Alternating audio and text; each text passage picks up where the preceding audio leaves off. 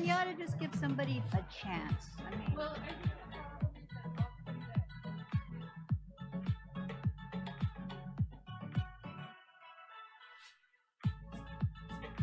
well, why not? because all of our VPs are. Well, why? What? Why? We're a hard staff. Why not take a chance? Well, you could actually run yourself, so you need someone that gives you your head and allows you to do that. See? So what's wrong about it? I'll do. Did you get your question? Yes, I did. It was great, really great. Thank you. It's up to us teachers to teach them. It's different. Yeah. We just make it pretend it's, you know, we're smart enough to make him think. You know, we can go up and say, well, why don't you supposed to do this? Make him think it's his idea. That's what I used to do to my principals. We had 5 new ones in 5 years because they were all interims. Yeah. You know, and we knew we were running the school. Oh yeah, we are. So to make sure somebody. Well, I'm gonna pray for us. Okay. I usually get my way of the right thing. Okay. So January 3rd. Okay. All right. Thank you. Bye. Right, yeah, I saw the text from Terry. Who's this No, from? They were scheduled for that Friday, but they Is didn't this come from through. you? Yeah, that was wrong. I found a story about it. Look at that. Oh, Did your friend what?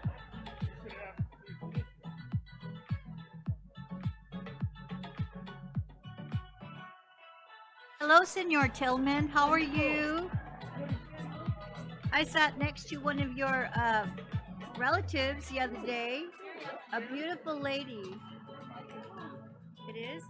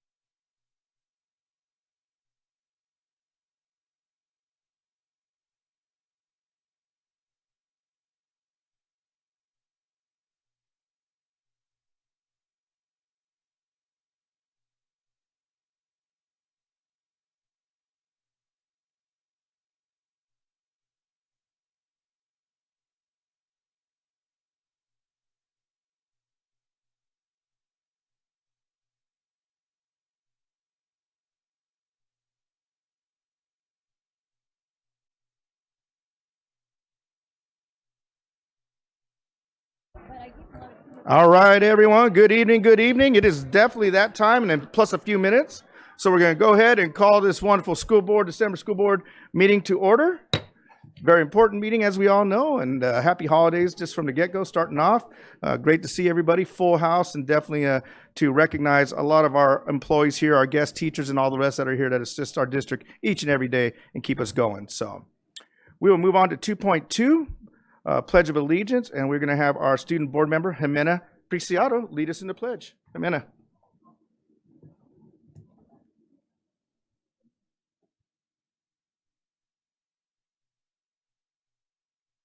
I pledge of allegiance to the flag of the United States of America and to the republic for which it stands, one nation, under God, indivisible, with liberty and justice for all.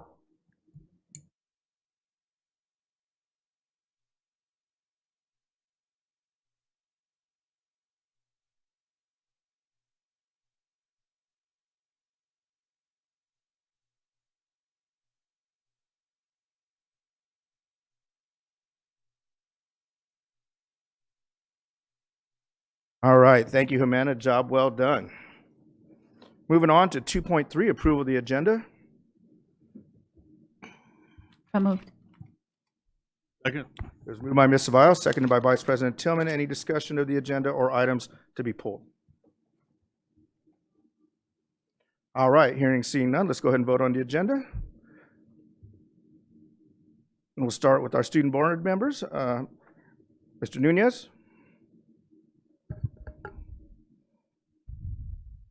Aye. Very good. Ms. Preciado? Aye. Ms. Vasquez? Aye. All right, and the rest of us will vote electronically. Thank you.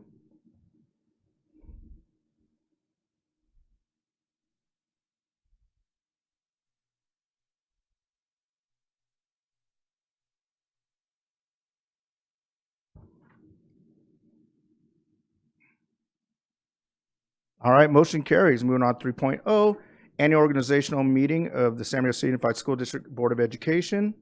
3.1, election of officers and assignment of other responsibilities. Education Code 35143 and Board of Education Bylaw 9100 requires certain actions with regard to the internal organization of the board. At the annual organizational meeting, appointments will be made for board president, board vice president, board secretary, and assistant secretary to the board, and designation of board representatives.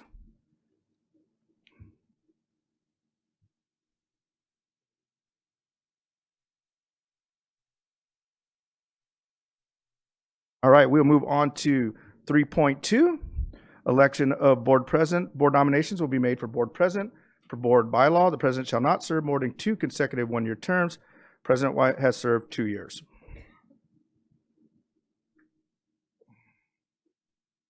All right, at this time, I will open up the board meeting for nominations of board president. Ms. Rosales Medina. I nominate Danny Tillman. Second. We had a motion to nominate Vice President Tillman for board president, seconded by Ms. Rosales Medina, seconded by Ms. Chahusky. Any discussion of the board? All right, hearing and seeing none, let's go ahead and vote. I will start with our student board members. Mr. Nunez. Aye. Ms. Preciado. Aye. Ms. Vasquez. Aye. All right, board, please vote now.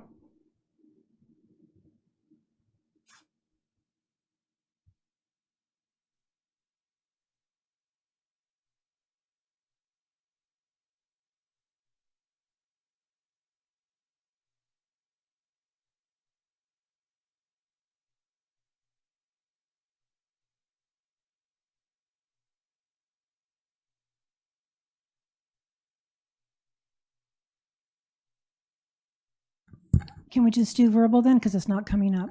All righty, I'll start from right to left. I'll start with Ms. Alexander. Aye. Ms. Rosales Medina. Aye. Ms. Grande. Aye. Dr. White. Aye. Mr. Tillman. Aye. Ms. Cevallos. Aye. Ms. Chahusky. Aye. All right, motion carries. Congratulations, Vice President Tillman, to President Tillman. Thank you very much. I think this is quite an honor because this is the first time I think students voted for our board president. Yes, So that's I was worried. pretty exciting. Yeah, I know they're a tough group. I was worried too for you, Mr. Tillman. So no, congratulations, sir. Thank you very much. All right, let's move on to 3.3, election of board Bien, vice president. vamos a la elección de candidatura de vicepresidente de la Junta Directiva.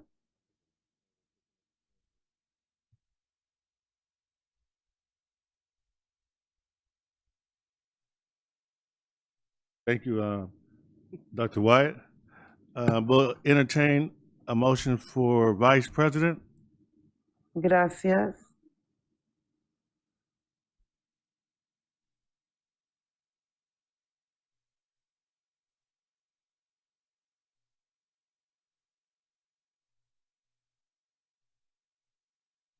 Ms. Medina. I nominate Mayra Ceballos. I'll second it. Call for the vote. Any other call for the vote?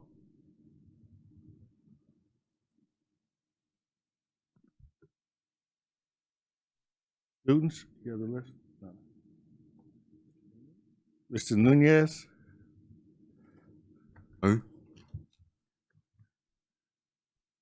Ms. Preciado Aye. and Ms. Vasquez. Aye. And board vote, please.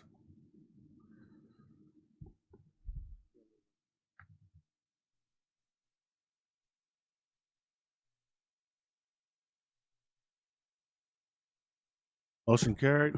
Congratulations, Mr. Bios.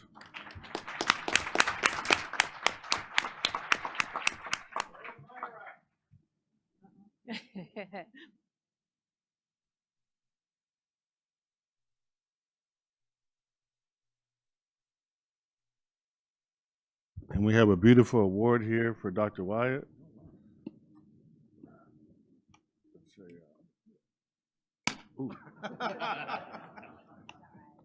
It's a trap. You don't want to be board president. I'm just kidding.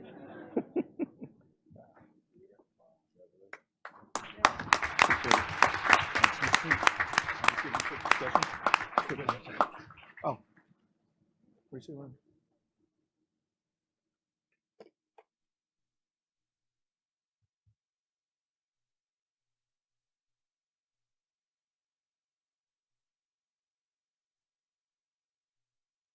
Always thinking ahead. Well, thank you, President Tillman, for this wonderful recognition, as well as the district and my colleagues and executive board. I really, truly appreciate the opportunity of being board president. And just want to say thank you to my colleagues on the board and their support and guidance for the last 2 years. Thank you to all our amazing employees, and thank you to our amazing students. It has definitely been an honor serving as your school board president. When I first joined the school board, I had no idea just how much of an impact being a school board member could have on a community. But after these last 8 years on serving on the board, I've come to realize serving on the board comes with the greatest of responsibilities of teaching our children well, preparing them for their future, and keeping them safe. As board president, I know those have been some of our main tenets for our students, families, and community as a board. Fortunately and unfortunately, I was both the president and vice president going through and coming out of COVID. I could probably say we were often the first, if not the first, to make bold decisions on keeping our students and staff safe while offering our students educational and innovative opportunities to learn. Over the past 2 years, I've had the honor of working with great leaders like Dr. Dale Marsden, Dr. Harold Volkemer, Mr. Dr. Irvin, and almost for a year, I was truly fortunate to work and have the support of our executive cabinet as we implemented the administrator in charge system of leadership. So thank you to executive cabinet. The AICs, Anna Applegate, Dr. Funches, Dr. Rodriguez, Mr. Solons, along with Karen Cunningham and Katrin Ballentag, and my colleagues on the board helped guide and lead our district as we put together a solid plan for recruiting and hiring our next San Diego City Unified School District superintendent, which we were able to do with the assistance of McPherson and Jacobson and Mr. Ben Johnson.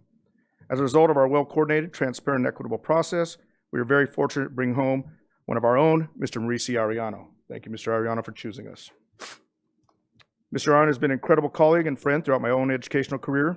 I was highly confident we selected the right leader at the right time for our district. So again, thank you for making hope happen for our 47,000 students and think about 8,000 staff, right? So that's quite a responsibility, Mr. Arellano. We're proud to have you here as our superintendent. And since I get to make my comments now, I know this is not a secret anymore, and if you haven't heard this, maybe you haven't been watching TV or listening to news or watching social media, but congratulations to our hometown hero, Mr. Jaden Daniels, our Cajon High School graduate, who was selected this past weekend as Heisman Award winner which recognizes him as the most outstanding college athlete of the year. We look forward to honoring you here in your hometown soon, and we could not be more proud of any of our students as we are of you. And I know Mr. Ariano and Miss Roan over there, Mary Roan, have been working with Miss Jackson, his mother, and he is a very busy young man, as you can imagine. So it's going to be a little bit of time before we get to recognize. I know she was saying, well, maybe before December. I said, oh, good luck on that, right? But, you know, he's probably super busy. So it's going to be towards the end of January. I believe we're going to have a parade right here up in the north end and end up at Cajon High School, which he was hoping for. And yep, go Cowboys.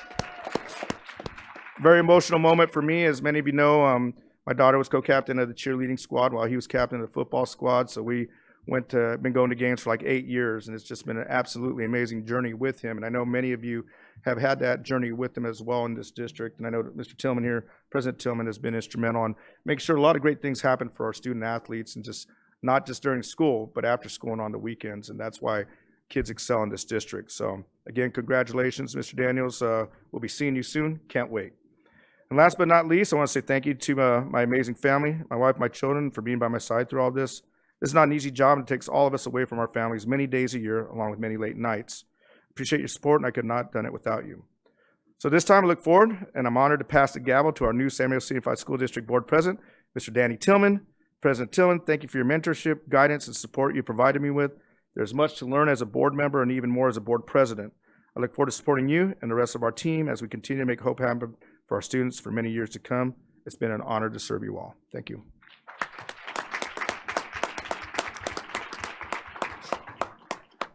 Thank you, Dr. White. You've done a great job. I really appreciate the work that you've done and your leadership. I just want to make one correction. I don't think we've finalized the parade route yet, or where it's going to end at.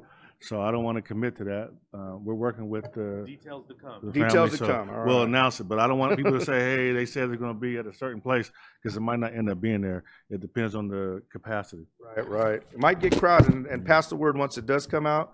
So we want to pack wherever that may be, whether it's Cajon Stadium or a bigger place, just to show our appreciation for Mr. Jaden Daniels and his family as well, because I believe, and correct me if I'm wrong, President Tillman, he's the first young man or woman to ever win the Heisman in the Inland Empire, correct? No, That I'm aware of. and they went on Robertson TV County. at the ceremony, so I'm sure he is. Yeah, so I mean that, we've had, as many of you know that have been in this area a long time, incredible athletes, absolutely incredible athletes come out of this area. And, for me, it's a very emotional moment to see him win that. And again, the recognition that we want to give to him and the celebration, we want to make it world-class. I know we've used that term a few times around here, but it should be a world-class celebration for a world-class young man. So let's show him what San Bernardino City is all about in our district. So I know you'll do that, Mr. Tillman. So. Yes, and I just wanted to make it clear that Jaden Daniels is an example and results and proof that when the community invests in our students, then they excel. Jaden happened to play on, my son happened to play on the same team as Jaden and Pop Warner, and everyone knows, because I got in trouble over the years, for making sure that our Pop Warner, Junior All-American, Little League teams have access to our school sites. I say all the time, I'd rather see our sites full on the weekend than empty, because that means we're investing in our students. And everyone doesn't understand that. But we fought tirelessly to have them have practice fields and to convince the athletic directors to let them play on the big fields on the weekend so they can use the scoreboard and the fields. A lot of times they don't realize that those are your future seniors. And Jaden Daniel is a perfect example of that.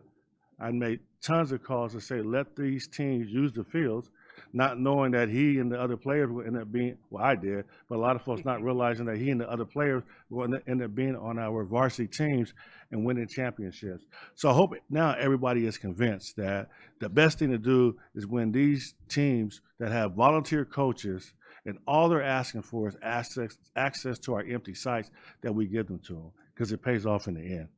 So I'm proud, and I know we're going to look forward to the parade. Thank you, President Tillman. Just I'm on my comments, so I'll pass when my time comes later. We have outstanding students throughout this district in many different areas. Obviously, athletics is Mr. Daniels' primary highlight of his life, being a quarterback and the best quarterback in the nation. But we have students that excel in other areas, and I had a really fortunate opportunity to meet with the Hollywood Summit, which was we have cinematography department up at Cajon, and see students who graduated in the past and come back. And one of those students was alumni Sandy Wall, who has now worked all over Hollywood, right? Netflix, and do incredible things. I mean, so these are our students, right? These are our students that are out there doing amazing things. And then also, so thank you to Cajon for the invitation to go there and see a number of our students who are working in cinematography now. I would never even thought about that field as a young man or young woman myself, but we have students doing that. And then again, our Cajon mock trial, for those of you that don't know it, they have made it to the semifinals. So, yep. So I want to make sure we're out there supporting them on January 10th and 11th. They're going up against Oak Hills and 2 Redlands high school programs. Oak Hills, I think maybe it was Oak Hills won it last year. And we know Redlands has won it quite a few times, and we have won it, gone to the state championship. So I believe in our students and our team, and I look forward to them taking them out and going to the finals. So thank you again. Oh, wait, I forgot that was Mr. Ariano's former district, so I got to be kind of nice to Redlands. Just kidding. Thank you, Dr. White. And we'll maintain the seats that we're in right now until the next meeting, okay? Next up is the appointment of the board secretary and board assistant secretary. It's customary that the superintendent serves in that role, so I nominate Mauricio Ariano as the secretary. I'll second. Let's vote. We'll start with Mr. Nunez. Aye. Ms. Preciado Aye. and Ms. Vasquez Aye. and board. Other board members? President Tillman, you're going to be voting on superintendent and the assistant secretary. Yes. Both. Okay. Board secretary and board assistant secretary.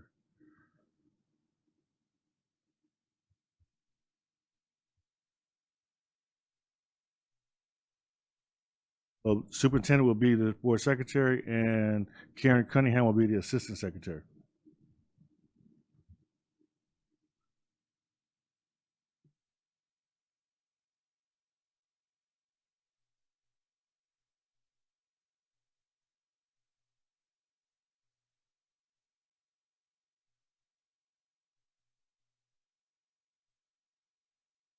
Mrs. Grande?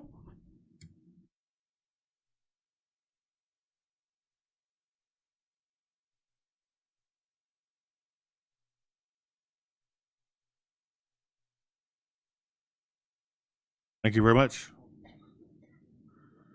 The next item will be appointment of designated board representatives. The board will make the following board member appointments.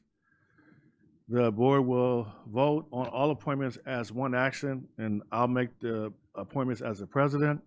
Appointment to the, and if, I'm gonna read the position, and if you'd like to continue or you'd like to have the opportunity to fill that role, just let me know and we'll vote on it at the end. So appointment to the County Committee on School District Organization. This committee has a major role in the review and approval of proposals to change school district organization in the county and consists of 1 board member. Mickey Chahusky has served as a representative for the past year. Ms. Chahusky, do you want to continue? We'll allow you to continue. The board appoints Mickey Chahusky for the ensuing 2024 year. Appointments to CSBA Delegate Assembly are for a 2-year term. The Delegate Assembly provides a vital link in CSBA's governance structure, providing policy direction and ensuring CSBA reflects the interests of school districts. Based on district average daily attendance, the board is entitled to 2 delegates. Current delegates are Myra Ceballos and Mickey Chahusky. Ms. Ceballos' term ends on March 31st, 2025. Ms. Chahusky's term ends March 31st, 2024. A delegate is required for a 2-year term effective April 1st, 2024. So I guess we know we're going to continue the 2-year terms, but are we looking for an appointment after that? Yes. I completed a term and I would like to continue so I can have my own term if possible. Okay. So you're asking Without- for the appointment for the Yes, April because 20? I just completed a term of I think it was of Dr. Rogers. So then, and then Myra, you're going to continue, I mean, Mr. Byers, you're going to continue yours, right? Yeah. So then we're looking for I'll appoint you then for the remainder of that term, the new term. And then the appointment to the district's policy subcommittee. This subcommittee meets to review new and updated board policies and consists of 3 board members and 1 alternate. Current board member representatives are Abigail Rosales Medina, who has served for the past 7 years, Myra Ceballos for 3 years, and Mary Alagrande for 1 year. Mickey Chahusky is the alternate and has served for 1 year. Are any changes or people that want to get added? Yes, Ms. President Tillman, I would like to be added. Okay. Does anybody want to come off?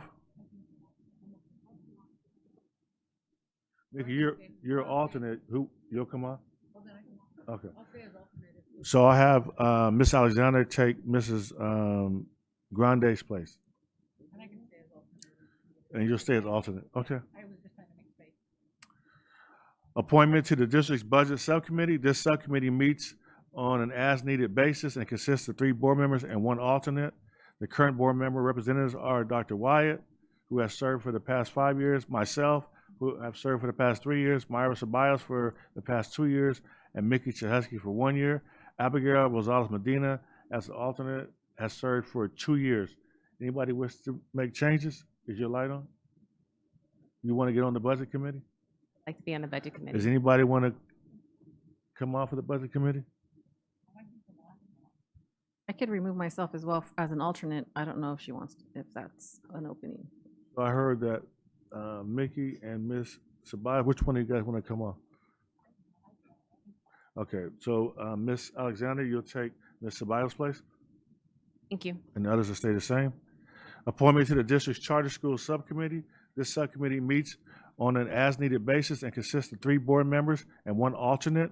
Current board representatives are Abigail Rosales Medina and Scott Wyatt, who have both served for the past 7 years, and Mary Ellen Grande for 1 year.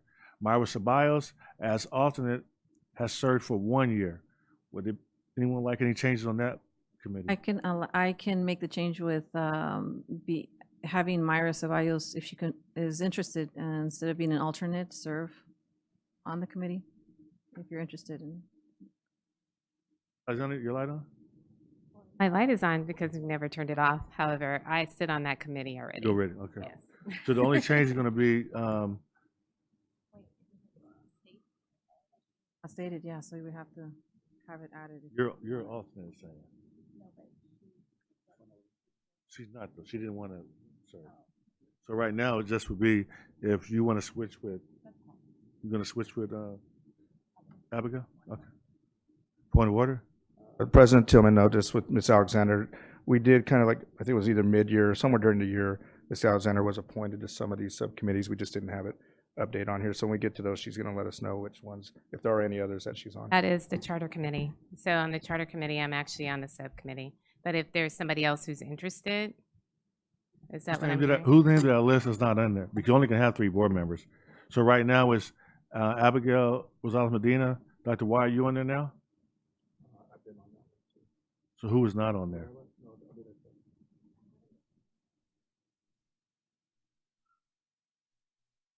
Because you only can have 3 members at a time. I'll be more than happy to step down. All right, so Dr. White has stepped down, so it's going to be Ms. Alexander, Abigail, and Myra? Or is Mary Ellen, are you still on there? Mary Ellen, so who's going to be on it?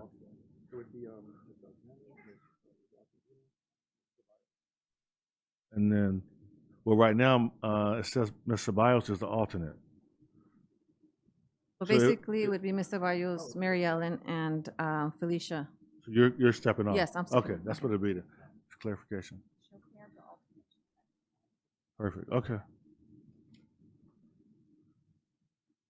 And then appointment of the district's curriculum instruction subcommittee. This subcommittee meets on an as-needed basis and consists of 3 board members. Current board representatives are Myra Ceballos, has served for the past 2 years, Mary Ellen Grande, and Mickey Chahusky, who have served 1 year. Scott White is an alternate and has served for 1 year. Are there any changes? We'll maintain those appointments. I'd step down as alternate if anybody wants to join that one. Does anyone want to be the alternate? I'm gonna allow you to stay there, Dr. White.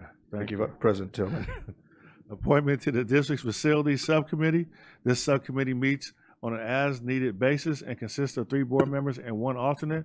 Current board representatives are Dr. Scott Wyatt, who has served for the past 7 years, Abigail Rosales Medina has served for 2 years, and Mary Ellen Grande has served for 1 year. Mickey Chahusky, as alternate, has served for 1 year. Are we going to maintain those positions? Sounds good. And then appointment to the district's IT Communications Subcommittee. This subcommittee meets on an as-needed basis and consists of 3 board members. Myself, who has served for the past 7 years. Mary Ellen Grande has served for 1 year, and Mickey Chahusky has served for 1 year. We're going to maintain that. Sounds good. And then the appointment to the Education Bridge Committee, the subcommittee which was formed by the San Bernardino City, currently does not meet. Dr. Wyatt, Miss Abigail Rosales Medina, and Mary Ellen Grande, and Mickey Chahusky are the current representatives. So if they're not meeting, is it because you guys are bad members, or? It's the city. I'll turn on my The light there. city. I would have to say the city. Dr. Wyatt. We're not here to point blame at anybody, President Tillman, but I know the 4 of us are more than ready to meet when Yes, our it's a colleagues city. are ready to meet. It's a And I city. think we have a golden opportunity right now as we have our student board members, and I believe they have their student council members. So what a great time for us to bridge our 2 entities and work together as one in San Bernardino City. Perfect. So we'll reach out to the city and try to get the Education Bridge Committee more active. I'd like to entertain a motion for approval for the positions we just stated. Motion approved. Vote, please. We'll start with Mr. Nunez, Aye. Ms. Preciado, Aye. and Ms. Vasquez. Aye.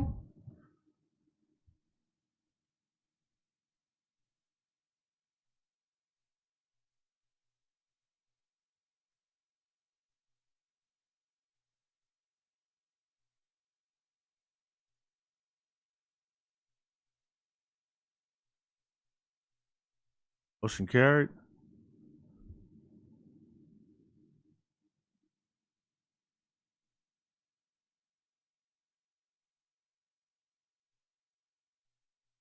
Next will be the annual consideration of board policies.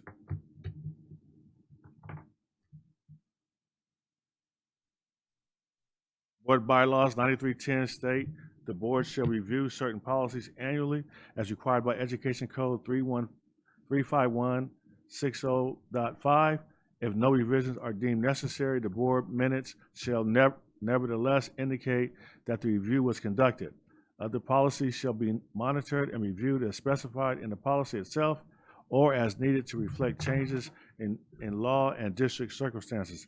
Be it resolved that the Board of Education readopts all existing policies until revised or revoked by the Board of Education. I'd like to entertain a motion. Move. Second.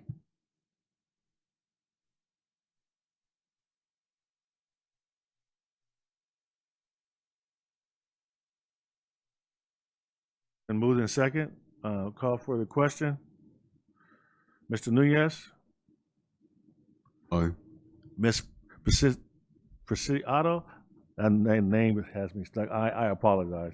I'm No killing your worries. name. Aye. And Ms. Vasquez. Aye.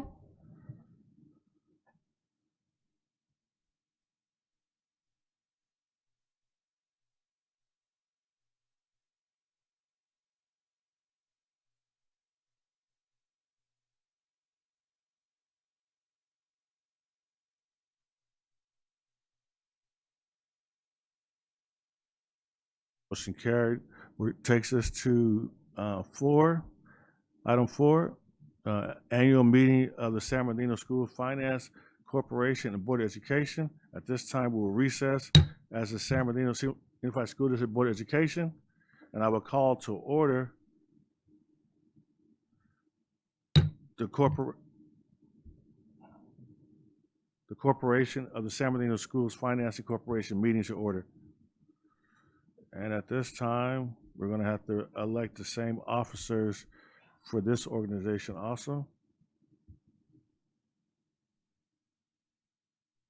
So all directors are present.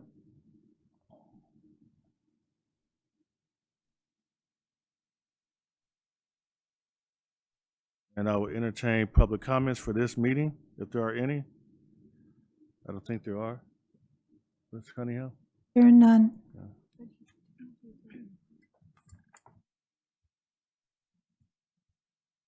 You still need to do 4.4. Yeah. Designation of election of officers. The corporation president will ask for nominations for the corporation's president and vice president. A vote will be taken on all appointments as one action, be it resolved. So let's take a motion for board president for the corporation. I need a motion. Move Danny Tillman. Second. Vote, please. I think we do them all as one. We'll do them all as one, you're right. Next will be nomination for vice president. Move Myra Ceballos. Second. So moved and seconded. And be resolved, Mauricio Ariano be appointed as the corporation's secretary treasurer. Be it further resolved that Karen Cunningham be appointed as the corporation assistant secretary. And it's been moved and seconded, so let's vote, please.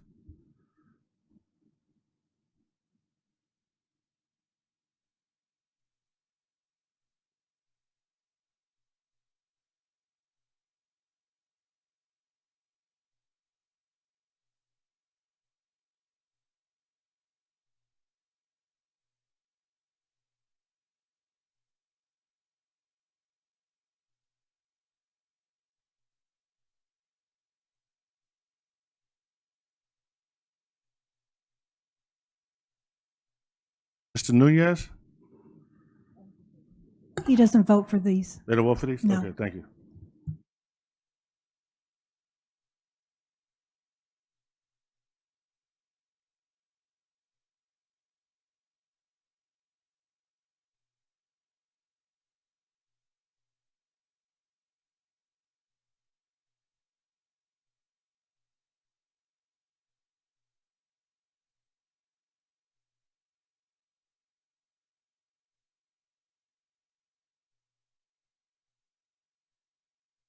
We have a motion to adjourn the meeting of the San Bernardino School Financing Corporation. We will now convene the San Bernardino School District Board of Education meeting. Reconvene.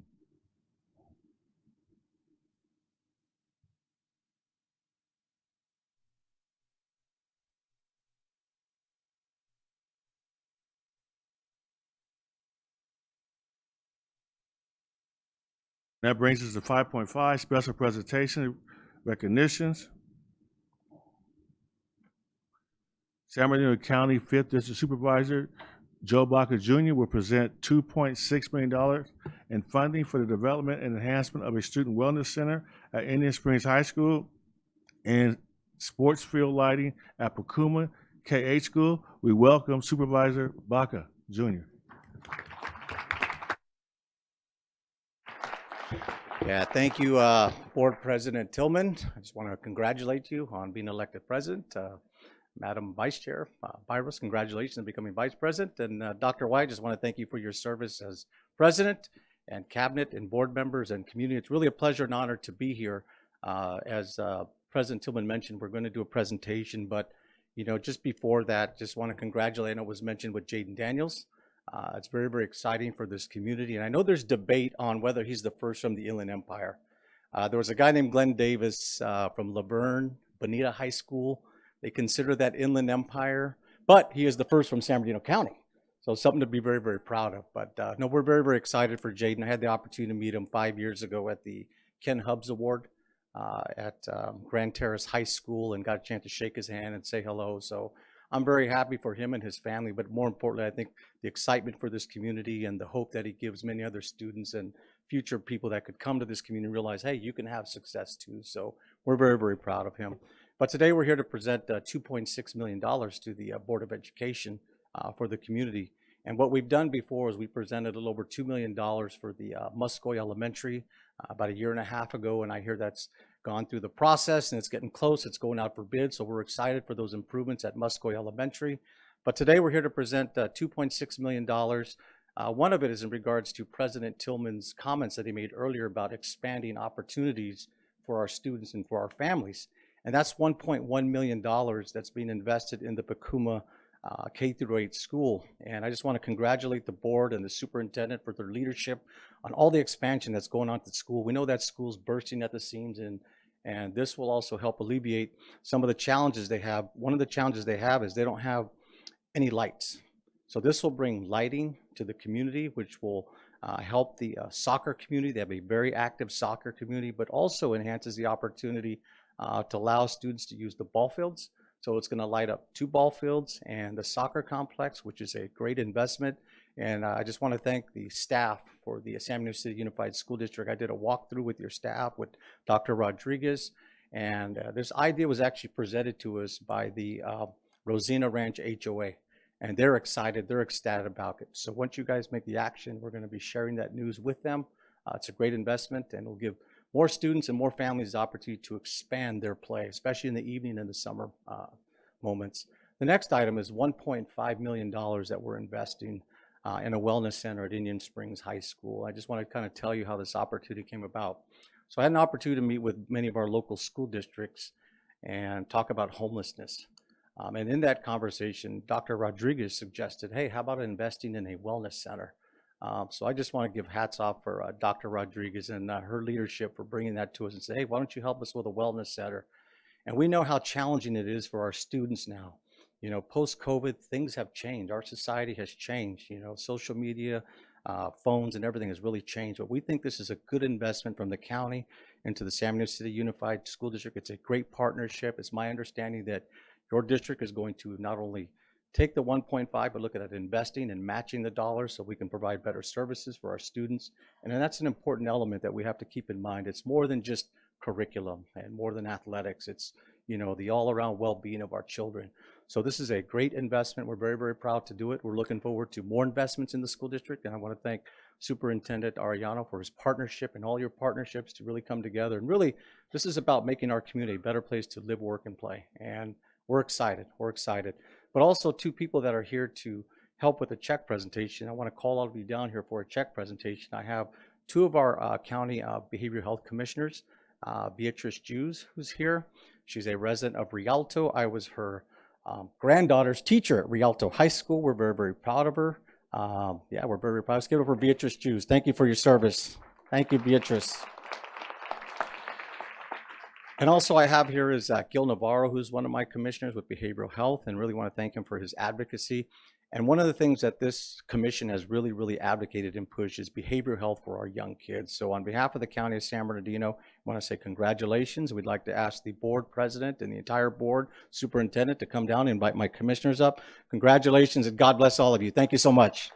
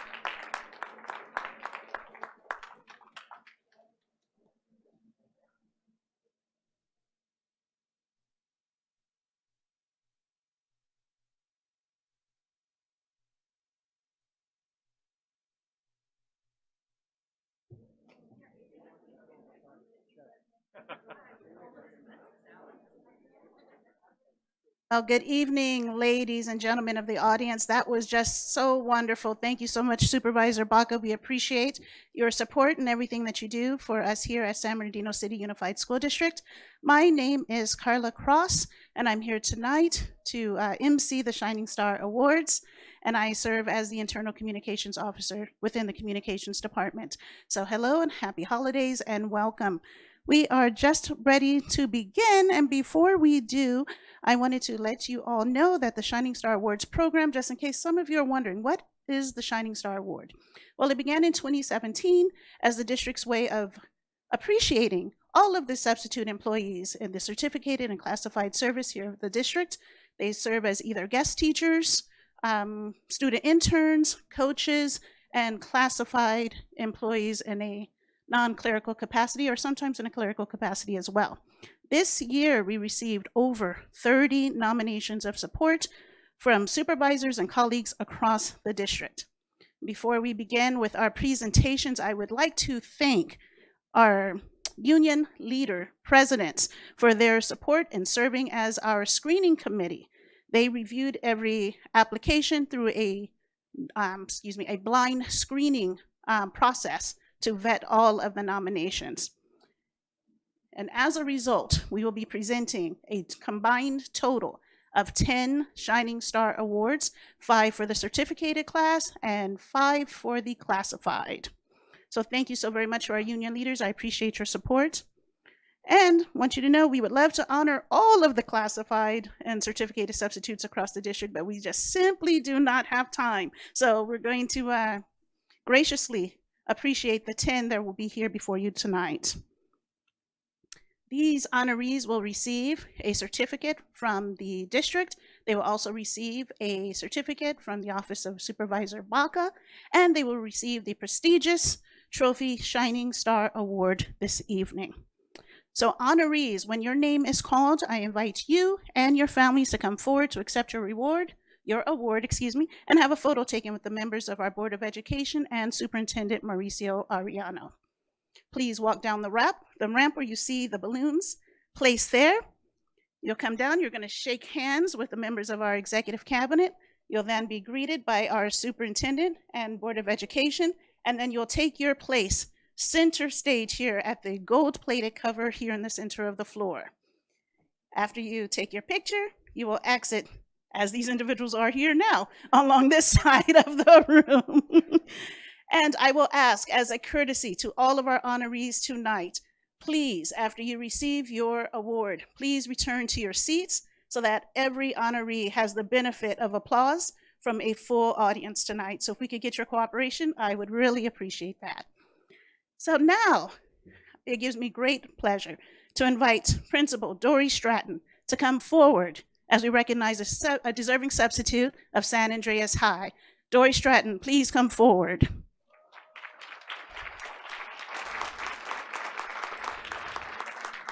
Our first honoree is non-classified substitute employee, Ms. Pauline Botello.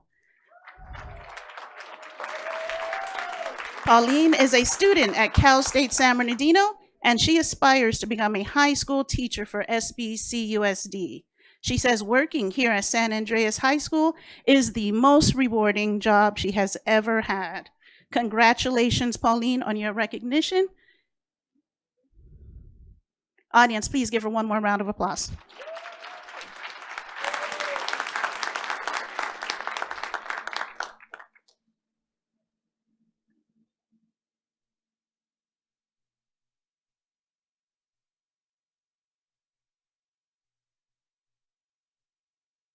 Thank you, Pauline. Thank you, Principal Stratton.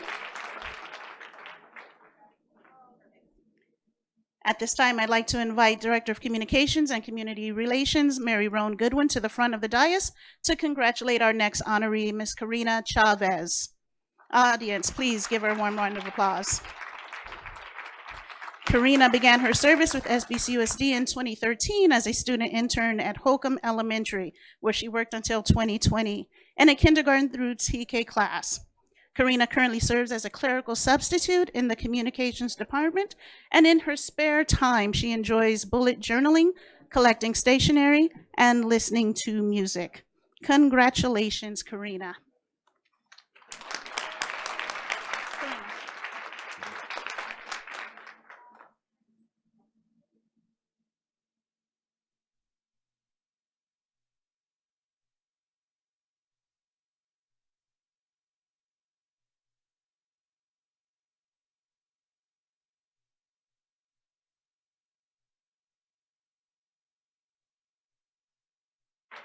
Thank you, Karina. Mary Roan. Next, I'd like to invite Director of Elementary Instruction, Amy Coker, and Program Specialist Danielle Culbertson to come forward as we recognize 2 student interns in the Elementary Instruction Department.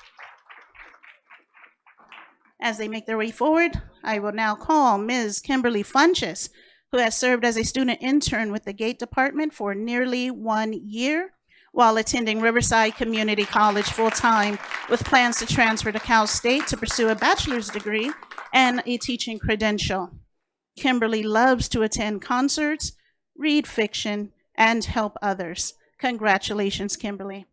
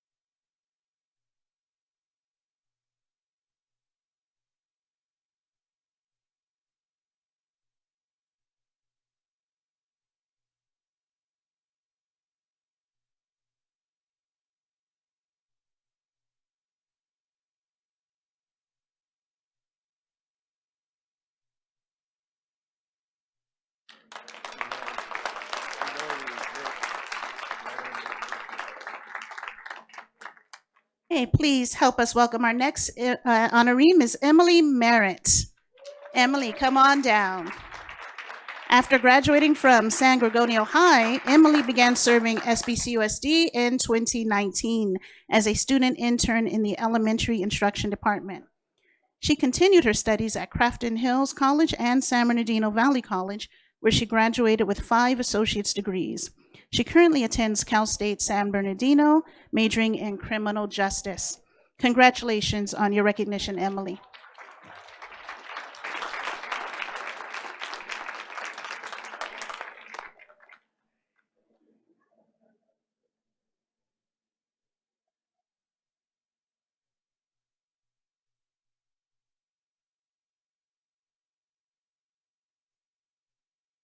Honorees? Honorees who've already received their awards, thank you so very much for your cooperation. There will be a group photo with all honorees at the conclusion of tonight's program. So as a reminder, please return to your seats immediately following your recognition. Thank you.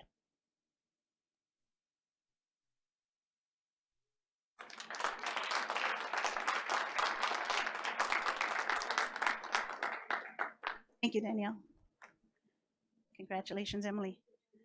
Now I invite Principal Maria Martinez to come forward as we recognize a deserving Gomez Elementary resident guest teacher, none other than Mr. Alejandro Faz, who started in the district in 2017 as a recreational aide at Gomez Elementary.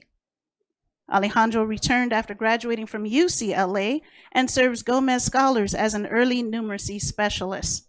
He enjoys spending time with his family and serving as a chairperson on San Bernardino's Animal Control Commission. Congratulations to you, Alejandro. Oh yeah, we can.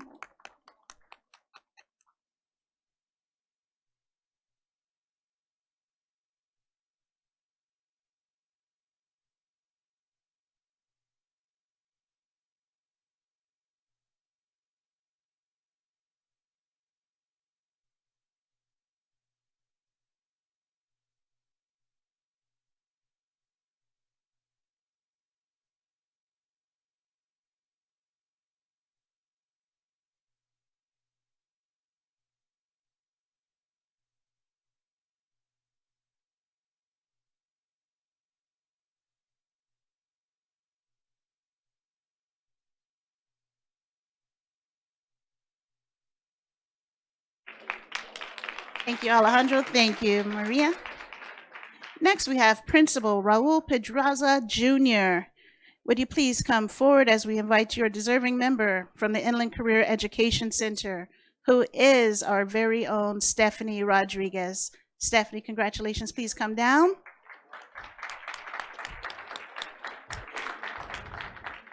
Stephanie is a native of San Bernardino who graduated from Arroyo Valley High School and earned her bachelor's degree from Cal State San Bernardino in 2015. Stephanie began her career here in the district as a bilingual instructional aide and decided to pursue a teaching credential. She began subbing in the evenings as an English as a second language teacher in 2022, and she continues to do that even now as she's recently become a full-time GED teacher at ICEC. Congratulations on your Shining Star Award, Stephanie.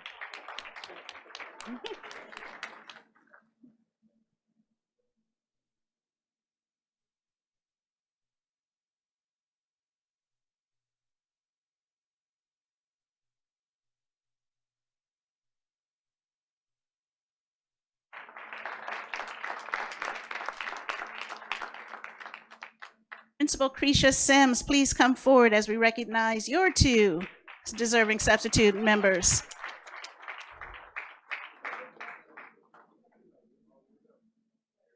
First, let's welcome Ms. Jessica Palacios, who joined SBCUSD in January of this year as a day-to-day guest teacher, and she found her place as a resident guest teacher at Jones Elementary School.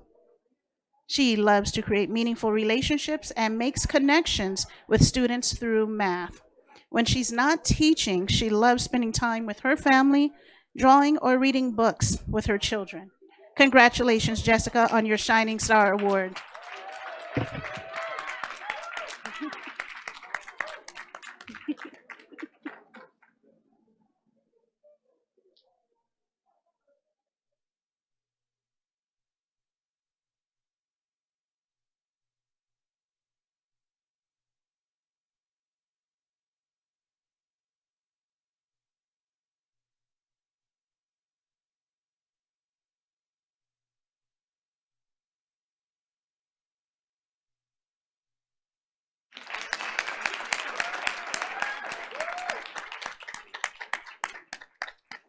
Audience, please help me recognize or welcome our next honoree, Ms. Vanessa Santos, who serves as a non-clerical classified substitute at Jones Elementary. Vanessa is a mother of 3 and a wife to her supportive husband.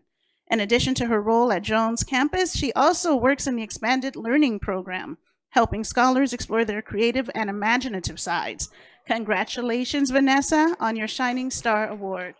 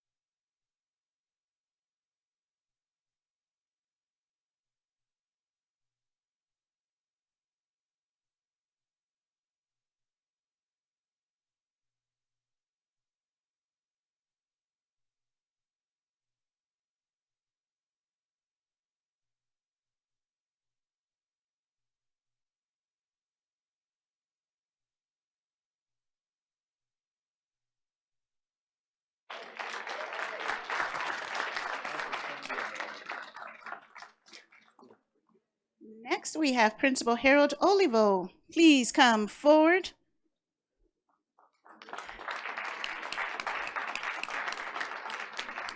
Thank you, sir. The next recipient of this evening's Shining Star Award is Estefany Flores Gutierrez.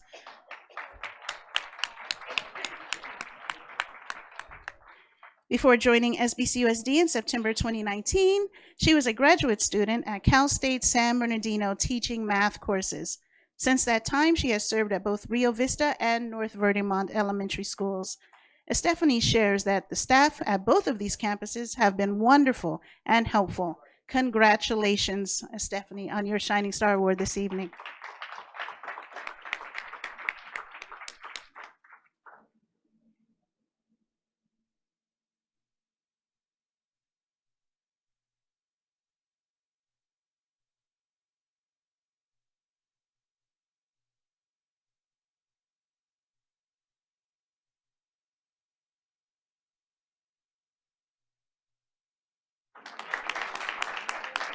Congratulations. Thank you, members of the board and cabinet. Would you please take your seats at this time? And rounding out tonight's program as they take their seat, we had one final recipient of tonight's award who was unable to be with us this evening. Her name is Andrea Cachua de la Torre. Andrea wanted me to share that she is affectionately known as Mrs. T, and her journey with SBCUSD began in 2021. Her primary assignment was at Pacific High School, where the exceptional students have made her role as a guest teacher exceptionally rewarding. Congratulations, Andrea. We'll be sure to get your award to you soon. Thank you all for attending tonight's program, for sitting so patiently. I appreciate your cooperation. I wish you all a good rest of your evening and a happy holiday season. Thank you.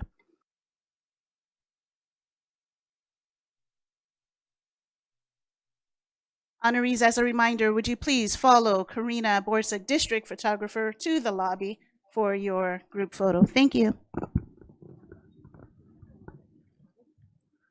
Item number 6, resolution in recognition of Dr. Martin Luther King Jr. Day.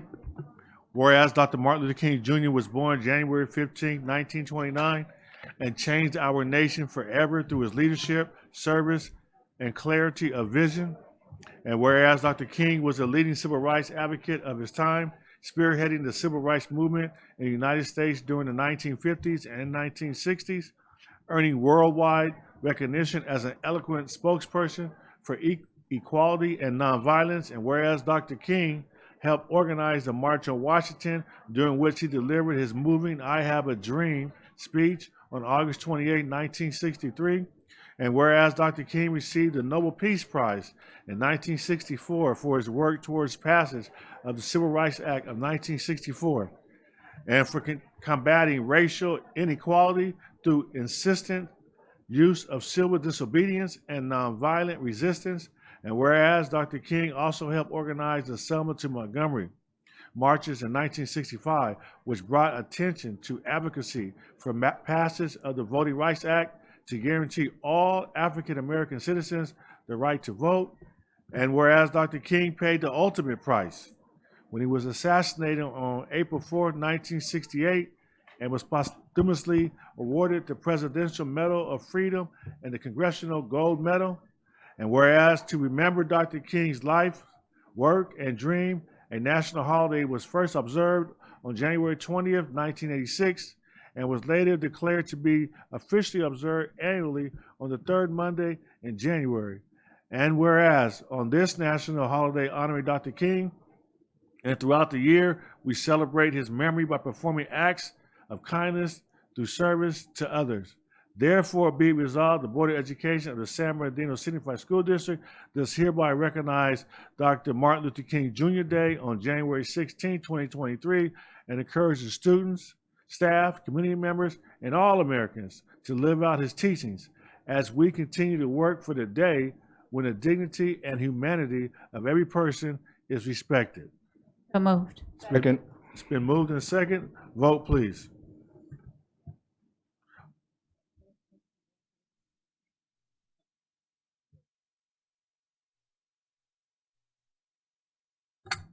Mr. Vaz, Mr. Nunez, Aye. Ms. Vasquez, and Ms. Preciado. Preciado. Ms. Preciado. Aye.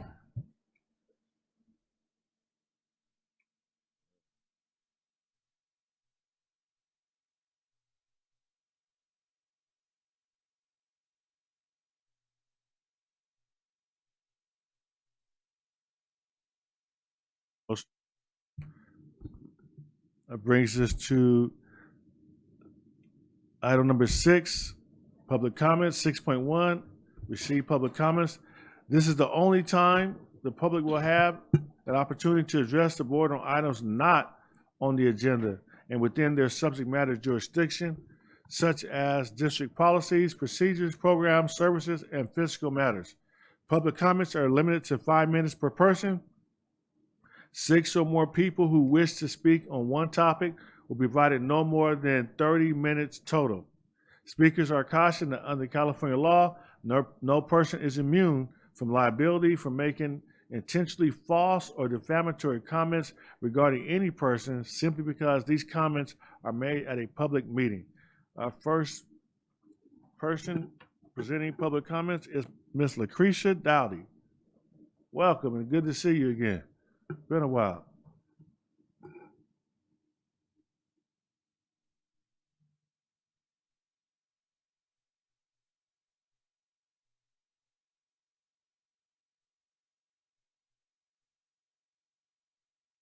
Good evening. Good evening. Thank you so much for allowing me to be here. Congratulations to all those who were elected into their positions. I just want to thank you guys so much for all that you guys do for our community and for our youth, because they are our future. Again, my name is Lucretia Dowdy. I am the president for the Southern California Black Chamber of Commerce, the Inland Cities East chapter, which covers the San Bernardino area and also other surrounding cities. Our main president is Rich Wallace. We have 14 chapters from the desert to the sea. It's kind of funny how you guys did the resolution for the MLK Day, because that's what I'm here for, folks. I'm here to just bring information about us putting on the 4th annual MLK Day Parade, which is going to take place in the city of San Bernardino. In the previous years, we had it on the west side of San Bernardino, but we are moving it to downtown San Bernardino, where it'll be coming off of 4th Street, and then also where we can circle the MLK statue, and just want to get the schools involved, get the youth involved. You know, we want bands out there, we want drill teams out there, just a great day of just festivities and just celebration. Our theme is making a difference in the lives of all, justice, unity, inclusiveness for a better today. I heard you guys actually mentioning the parade and in our young Heisman. We actually contacted them ourselves to be our grand marshal for the MLK parade. So I'm asking, like, there's possible we can work together and put it together. It was all about collaboration and unity and coming together bigger and better. So I just want to put it out there in the atmosphere. But I do have flyers. Are we allowed to give you guys flyers? Who do I give that to? Okay. So thank you guys so much. Please check us out on our website. Again, Lucretia Dowdy with the Southern California Black Chamber of Commerce, here to pump up the MLK Day Parade. Thank you. Thank you very much. The date of the parade again? It's that Monday, which is January the 15th, and we also have an MLK Gala that's going to happen that Saturday. Thank you very much. Thank you, sir. Mr. Gil Navarro.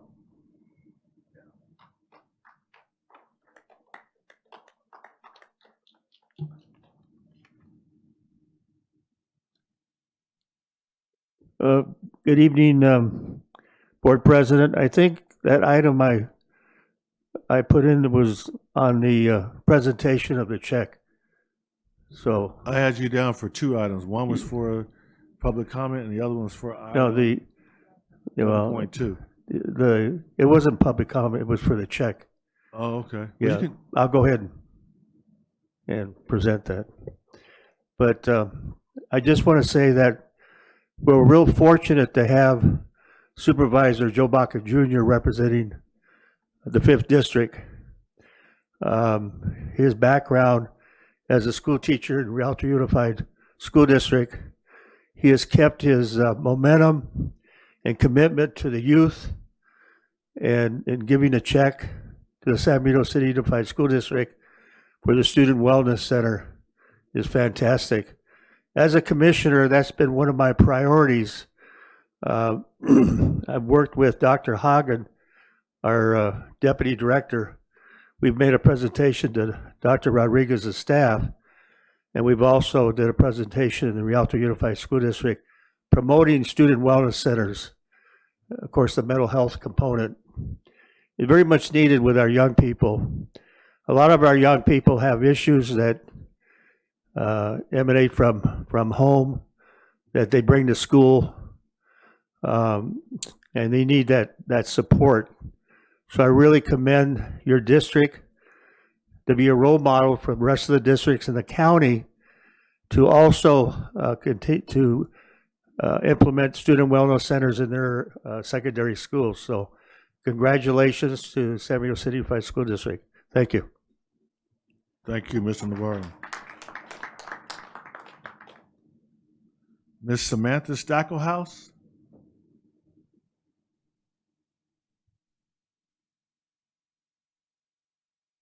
Good evening, President Tillman, Superintendent Ariano, members of the board. I feel like it's been months since I've made public comment, even though we were on a short break, and I'm sure that everyone's really looking forward to the holiday season. Really briefly, I just wanted to mention you received an email from our Vice President Fatima earlier today about discussion item 11.2. Again, just wanted to let you know that we're always open to questions, or if you have comments or concerns, please feel free to reach out to us at any time. But the main reason that I'm here today, I'm sure you've noticed that over the last few board meetings, we've had some of our charter schools come to the board to make public comment to talk about something that's going on at their school, introduce a program, introduce themselves as administrators, and that's intentional. Our San Bernardino City charter leaders meet every month together, and they've decided that the best course of action to involve this board and our district into some of our daily activities is to then bring those presentations to you. We know that all of you lead very busy lives, and sometimes it's difficult for you to come out and visit schools or come to events and things like that. So over the next year, you're going to see almost at every single board meeting, a charter school that has signed up will come and give a public comment to you just to keep you updated about what's going on at the school, or if there's things that they may need help with or just want to show off, just so that you get a little glimpse into what we're doing in our day-to-day activities. So you're going to hear later on from our Woodward folks are here in the audience today. It's their turn during December. But I'm really looking forward to this opportunity for you to engage with our schools and our leaders, and more importantly, our kiddos. I loved the fact that when public safety came, they gave a little demonstration with all their cadets. These are some of the things that we are super proud of in our charter schools. So again, this is a great glimpse into our day-to-day work, but if you're ever curious about coming to the school and visiting, please reach out to myself or the school leaders so that we could set it up. We welcome every single one of you to please come and check out our campuses and our schools and the great things that we have going on. And then on a personal note, we just wanted to extend our thank you to Dr. Wyatt for being board president over the last year. We appreciate all your time and effort, and thank you to this board for a wonderful year. Hopefully you all have a happy holidays and a great new year. So thank you. Thank you, Ms. Stacklehouse. Ms. Barbara Postuchek Cox.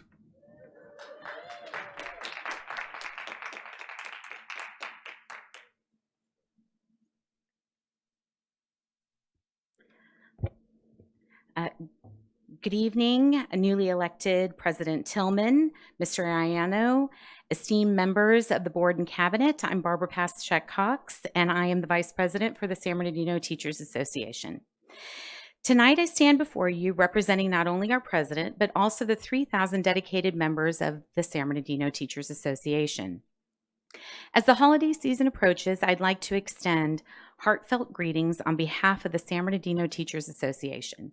To each one of you, our valued community members, fellow SBTA colleagues, students, and the staff of the San Bernardino City Unified School District, we wish you a happy holiday.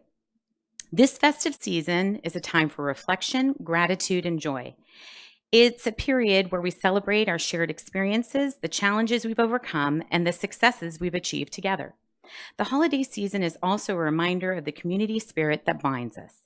It is a testament to the resilience and dedication of our educators, the enthusiasm and curiosity of our students, and the unwavering support of our administrative staff and community partners. We recognize the collective effort that has contributed to the growth and the success of our educational environment. In the spirit of this season, let us also acknowledge the challenges that lie ahead. The new year brings new opportunities for growth, learning, and improvement. As we move forward, the San Bernardino Teachers Association remains committed to working collaboratively with the board and the cabinet. Our focus remains on providing the best educational experience for our students and supporting our educators in their noble profession. As we celebrate this holiday season, let's remember to cherish and nourish the bonds we've formed. Let's carry forward the spirit of unity, collaboration that defines us. Here's to a season filled with warmth, joy, and the promise of a brighter, more prosperous year ahead. Thank you for your continued partnership and support. Happy holidays to you all, and have a wonderful new year. Thank you.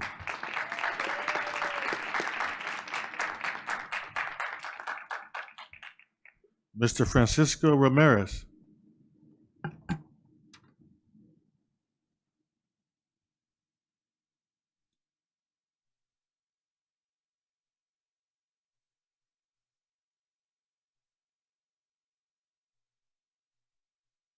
Good evening, board members, cabinet, chief.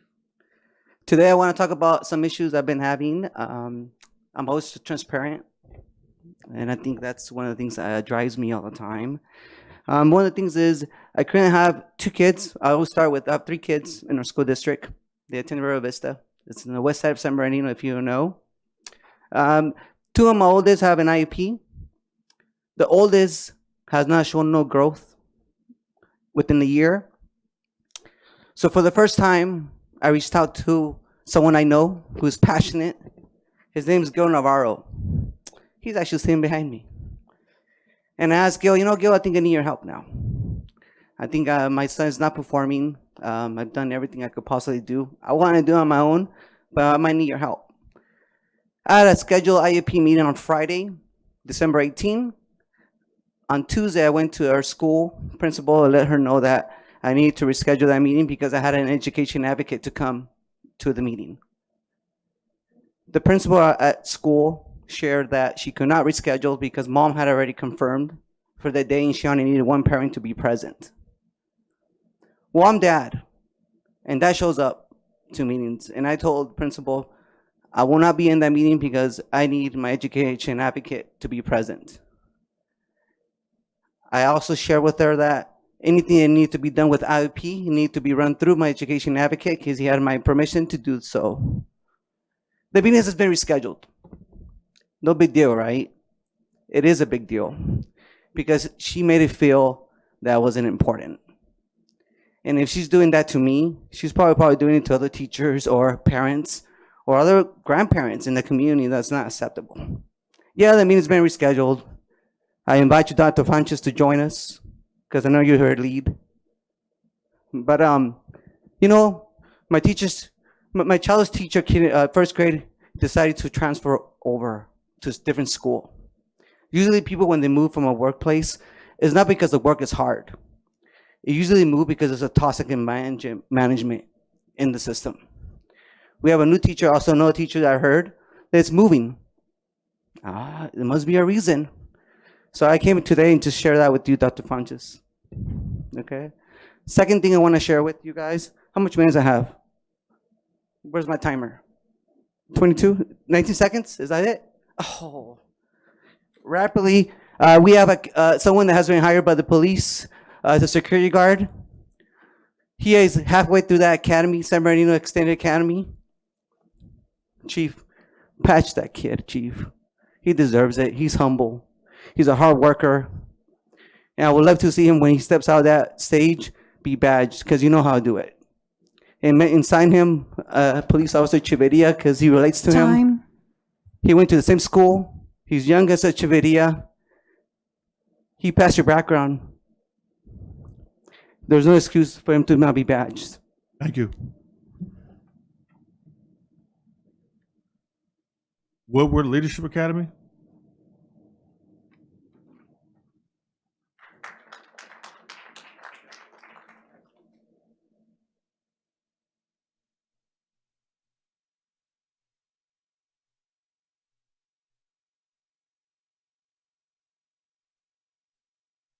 Good evening, Board and President Tillman.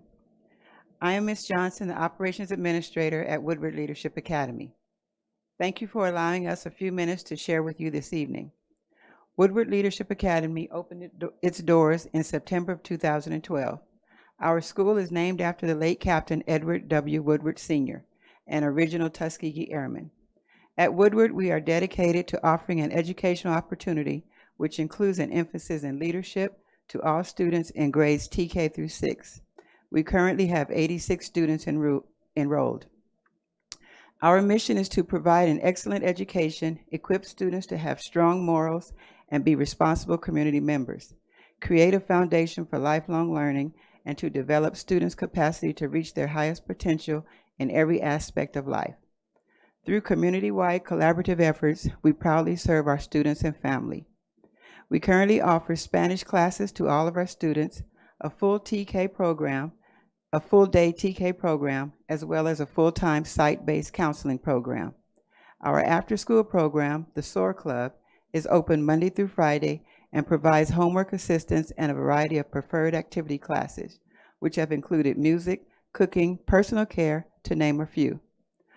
Over the years, we have also sponsored various clubs such as cross country, cheer team, boys to men, and crowns and curls for our girls. At this time, I would like to present to you a few members of the Associated Student Body of Woodward Leadership Academy.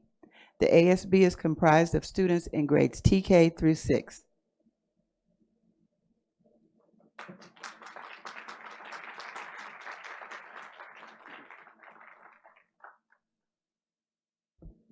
Hi, my name is Hasina Nali, and I'm Vice President for ASB.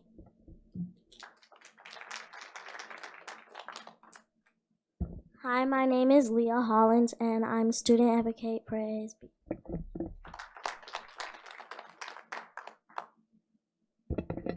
Hi, my name is Drew Hollins, and I am Treasurer of ASB. Hi, my name is Alex. I'm in 4th grade.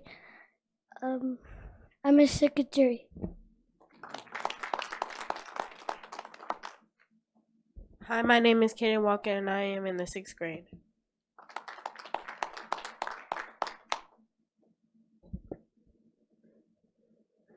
Hi, my name is Hassan Ali, and I'm in the 6th grade.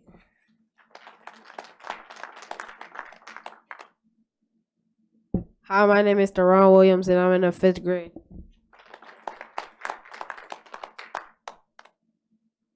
Hi, my name is Royal Robinson. I'm in 5th grade.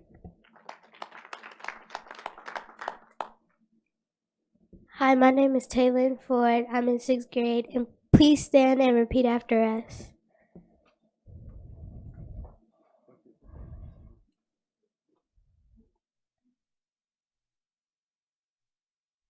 We are somebody. We are somebody. We are kind. We respect ourselves. We respect others. We can do whatever we put our minds to do. There is greatness in us. We are intelligent. We are talented. We are great readers. We are great writers. We are great at doing math. For us to fail, impossible, because failure is not an option. We are somebody. We are somebody. We are the voices of WLA.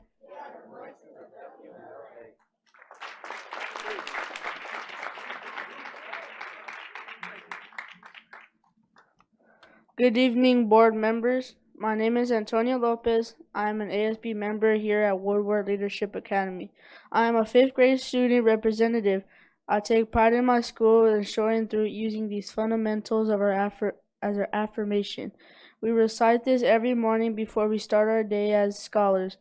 It reminds me to stay kind, respectful, and take accountability for our actions, for they determine what our future holds. The affirmation holds us as a standard of unity and gives us a prepare for the lessons of the day. We recite the words, I am somebody. We believe that we are somebody through our actions. We say failure is not an option. I am up here today to demonstrate that it is not. I know this next year, I will be ASB president because I am somebody.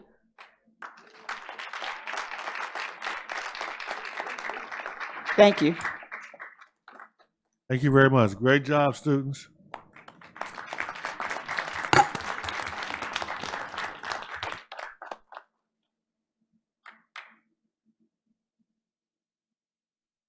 That is all of our public comments. That brings us to section 7.1, tentative agreement 2023-2024 reopener, Article 6, wages, and Article 14, leaves between California School Employees Association, its San Bernardino chapter number 183, and San Bernardino Unified School District. It's appropriate this time to conduct a public hearing. Open the public hearing. Any public comments for the hearing? There are no comments.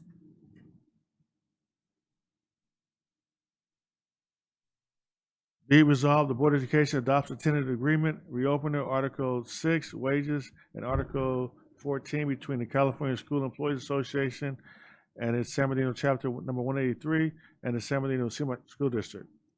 So move. Second. So moved and seconded. Call for the vote.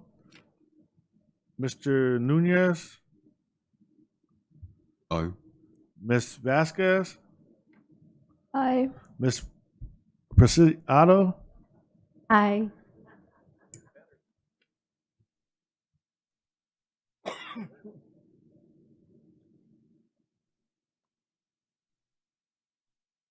I do want to say, I know we took extra action to ensure that the employees got the increase in pay expedited.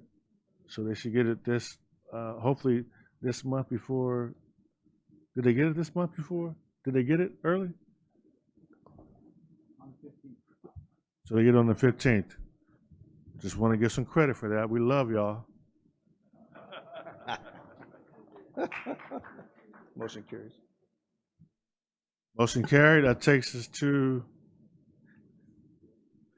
7.2, tentative agreement, Article 7, wages, Article 7, benefits, Article 10, hours, and Article 14, leaves between the San Bernardino School Police Association and San Bernardino Unified School District.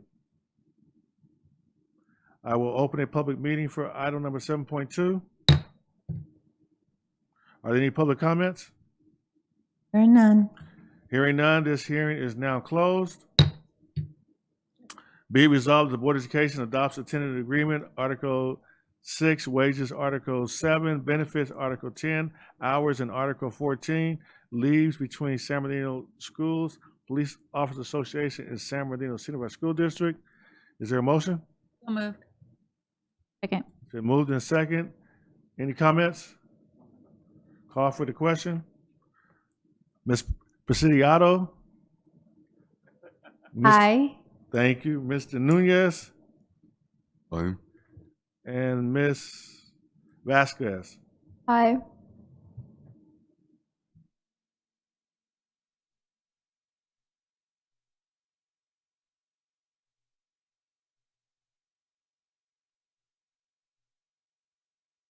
And that brings us to 7.0, closed session. Are there any closed session public comments? 1 second, please. Ms. Rosales Medina, and that's it. There we go.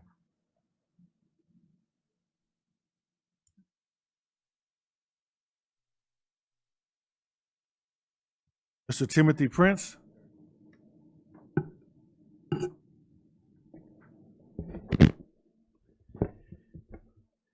Thank you, President Tillman, members of the board. I'm here as a 30-year attorney, and your employee is on the agenda of closed session for potential. We would request the opportunity to address the board in closed session.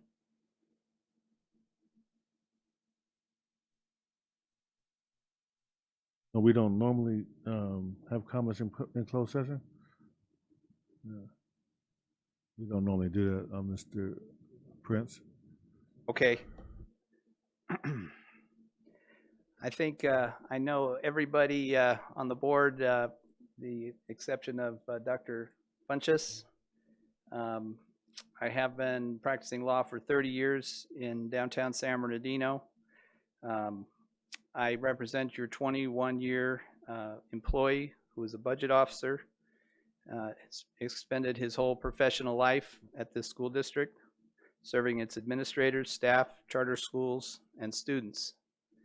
His significant contributions to the district during his tenure, particularly in his role ensuring financial oversight of charter schools. He started overseeing 3 charter schools and currently oversees 12 charter schools. He has endured personnel cuts and changes without compromising his work product. His dedication and comprehensive work saved the district from potential litigation, financial liability, and potential challenges by charter schools. His record involves saving this district from potential litigation with charter schools, which, as you know, has been an issue in other neighboring districts. Attorney Paul McLaughlin made an effort to forestall action on staff's previous request to the board regarding the employment of your budget officer and the resulting opportunity to put in place a mutually beneficial severance agreement. We wrote a demand letter outlining facts and waited, as has been our practice in this matter, for weeks. We got no substantive response whatsoever. Staff never responded with a counteroffer. It just used old, outdated letterhead listing the previous superintendent, Dr. Irvin. That's a professional organization? The letter went on to say, if you would like to have this matter addressed in open session, the deadline was yesterday. I mention this not only because it's unbelievable, but because it's emblematic of the record in this matter. He is currently suffering from intentionally inflicted severe emotional distress, with physical symptoms being treated medically, which are a threat to his life and health. It is with great regret that he finds himself compelled to consider early retirement due to the pattern of unfair treatment. As you well know, the Personnel Commission rules govern the employment relationship. Only terminations that comply with the rules, especially due process, can be sustained. An invalid termination will be overturned by the Personnel Commission, and if it's not, it will result in liability to this district of a serious magnitude. My largest jury verdict in my practice was a man of similar age that's reached the pinnacle of his career where he should be considering the highest salary and opportunities of his career. If that's taken away from him, the liability is overwhelming. It will be into the millions. The Personnel Commission rules were not followed. Can you imagine working at a job and not having an evaluation for 2 years? 2 years. He's entitled to a Performance Improvement Plan, PIP, Rule 19.1.7. Nothing current. The statement of charges against him contains allegations of actions well over a year ago in violation of the rules. The Skelly hearing officer was supposed to be a man of great integrity who I know. It was changed at the last minute without notice to anybody. If I may have, thank you. Instead, the same hearing officer as before, Ms. Jenks, shows up. When we're done with the presentation, having no substantive interaction, the door is closed, and the participants, including his supervisor, speak with the hearing officer. A decision was due within 5 days. 2 months later, no decision. Violation of rules. Should the violation of of his rights somehow be compounded by adverse decisions of the board and personnel commission, we will be pursuing a lawsuit against the district. Thank you, Mr. Prince. I would implore you, do not take action against this employee tonight. He does not deserve that. That's not legally justified. Direct your legal team to be in touch and give us a substantive response. We will work this out in a way that benefits the district and the students. Thank you, Mr. Prince.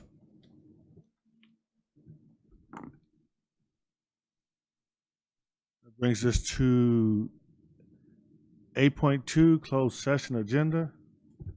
As provided by law, the board will meet in closed session for consideration of the following: public employee appointment, coordinator, college career, conference with labor negotiator, public employee discipline, and student matters. At this time, we'll go into closed session.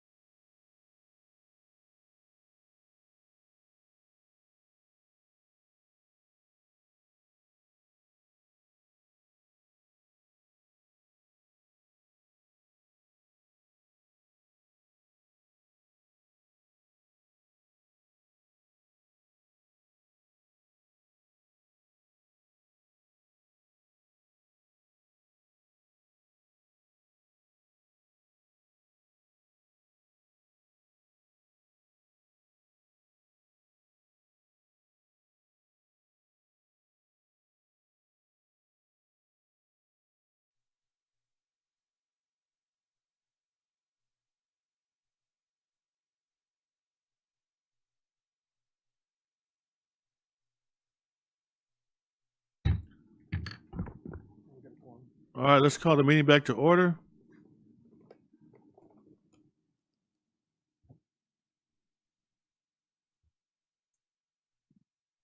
Item 9, action reported from closed session.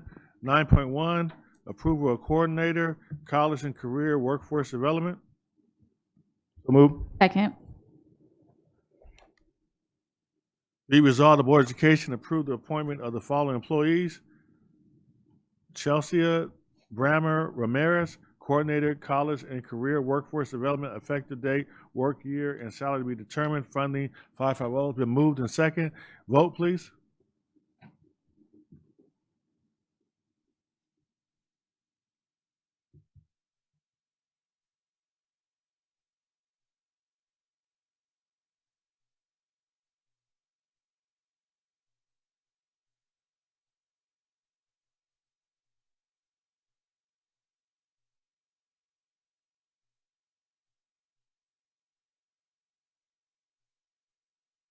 Mrs. Grande?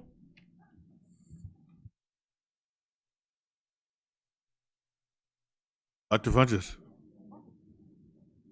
Thank you, Board President Tillman and Board. I do have the excellent opportunity to introduce to you a returning employee to our district, Mrs. Chelsea Brammer Ramirez, coming on board as the coordinator of college and career and workforce development.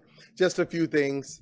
All things work-based opportunities for our young people, creating a pipeline from our scholar student body to our local businesses, creating internships. That's her passion. She served previously at Indian Springs High School back in from 2012 to 2019 as a program facilitator, is in love with San Bernardino City Unified and our surrounding community. Board, I introduce to you Mrs. Chelsea Brammer Ramirez. Thank you so much. What an amazing introduction. I had to write this down because when I get nervous, I laugh or cry. So I'm going to read this directly. Good evening, esteemed members of the San Bernardino City Unified School Board, Superintendent Arellano, and Cabinet. I wanted to take a moment to express my sincere gratitude for the incredible opportunity to serve the students and families of San Bernardino as the College and Career Coordinator. It is an honor to help support our students' academic journey in this capacity, as well as to help create systems of support during their K-12 years to set them up for all of life's adventures that always start during and then the day after high school. I'm excited to collaborate with the San Bernardino school community to deepen the linked learning opportunities and partnerships with the college and career team. I'm looking forward to returning to the district after starting my teaching career here well over 20 years ago. I wanted to thank you all for your time tonight. Thank you for the opportunity to serve San Bernardino. I'm very excited to be back in the Dino. I love this community and I'm very excited to be here tonight. Thank you for your time. Thank you and welcome back. Thank you.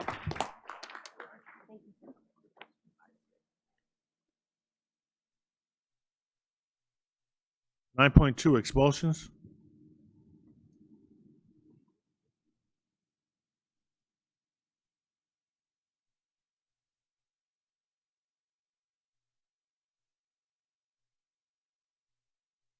Board of Education accepts and adopts the recommendation and findings of the hearing panel based on a review of the panel's findings of facts and recommendations, and orders the expulsion of the following students with identification numbers as listed below in the accordance with the board rules and regulations and in compliance with Education Code Section 48900.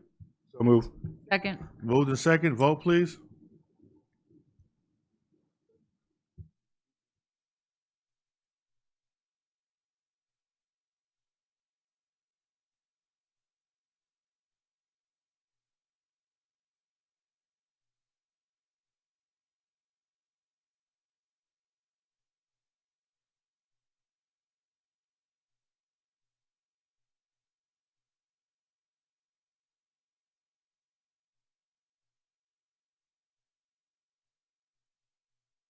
Nine point three, recommendation for suspension or expulsion, excluding mandatory offenses, but remanded to youth court for other means of correction. The Board of Education accepts and adopts the recommendation. So moved. Second. Been moved and second. Vote, please.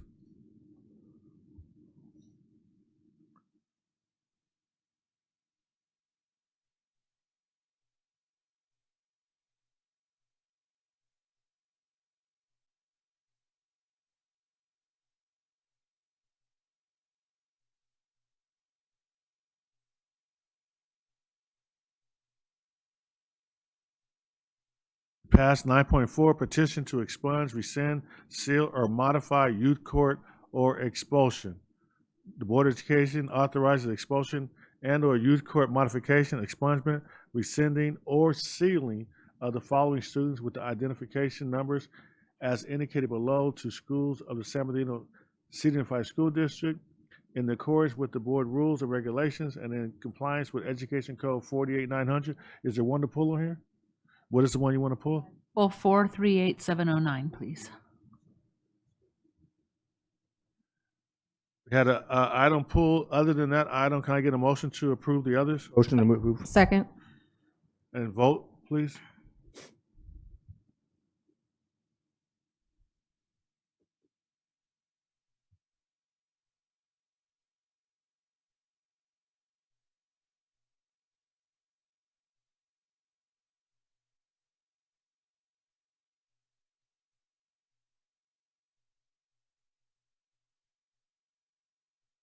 Item passed. Mr. Husky, would you like to entertain a motion Yes, I on the move item that- you pulled? I move that we not approve 438709 at this time. Second. Been moved in second. Vote, please.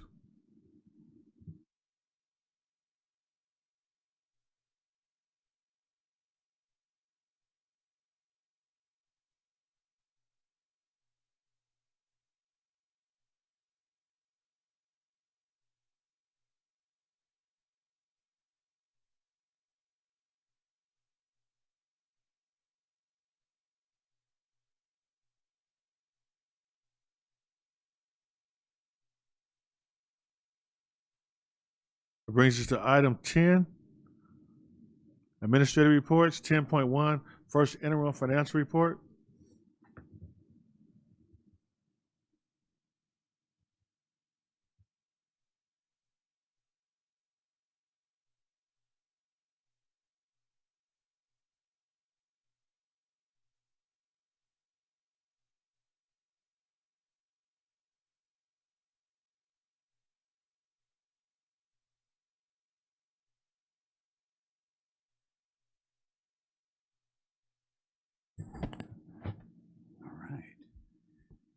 Good evening, President Tillman, Vice President Ceballos, Board of Trustees, Superintendent Arellano, and Executive Cabinet. Tonight, I will share with the board our first interim report. Before jumping into the report, I just want to acknowledge the work that was put in to create this report under the leadership of Trieste Huey, our Director of Fiscal Services, and the Fiscal Services team worked tirelessly putting this together, pulling all the information in the process of assembling this very complicated and informative document. And I am very much appreciative of the efforts and also the Mr. Arellano has said when we do actions and services in a formula, just on the other side of the equal sign is student achievement. And the work done to put this together is truly reflective of that, and the focus on realigning resources and maximizing the support for our sites and our departments with resource alignment is very critical to student achievement. So I appreciate that.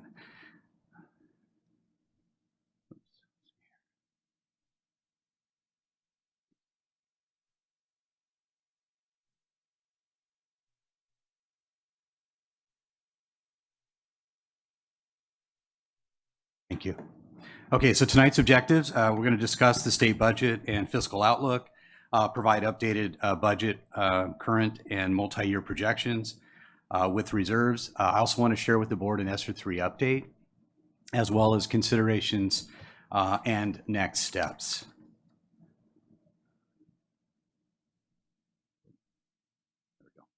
Budget certification. So the first interim is actually the first time the district has its official revision of the adopted budget. It includes all activities, both revenues and expenditures, from July 1st through October 31st. And the district must certify its financial condition in each of these interims. There will be another interim, second interim in March. Positive is what we're putting forth, where we show our obligations to the current year and 2 out years are met.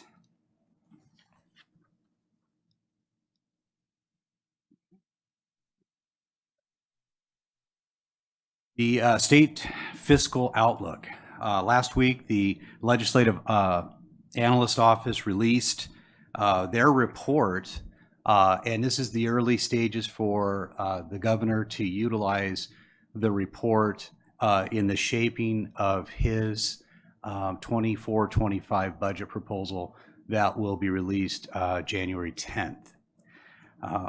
The report showed a very concerning economic situation where we are about $58 billion short in revenue, and $26 billion of that 58 for 22-23. The impact to Prop 98, which is the main funding source for education, is down between $18 to $21 billion over that same 3-year period. There is a statutory cost of living adjustment of 1.27% that was included in the report for 24-25. That would cost the state about 1.2 billion. The key concerns noted in the report as to this current state of our economy: weak job growth, reduced investment in business and expansions, flat consumer spending, increased prices, as well as decline in home sales. So as the governor starts to prepare for his budget proposal, he'll work with the Department of Finance. And as we await the school services presentation, you know, at the end of the day, it'll be about show me the money. So we'll look forward to that in January.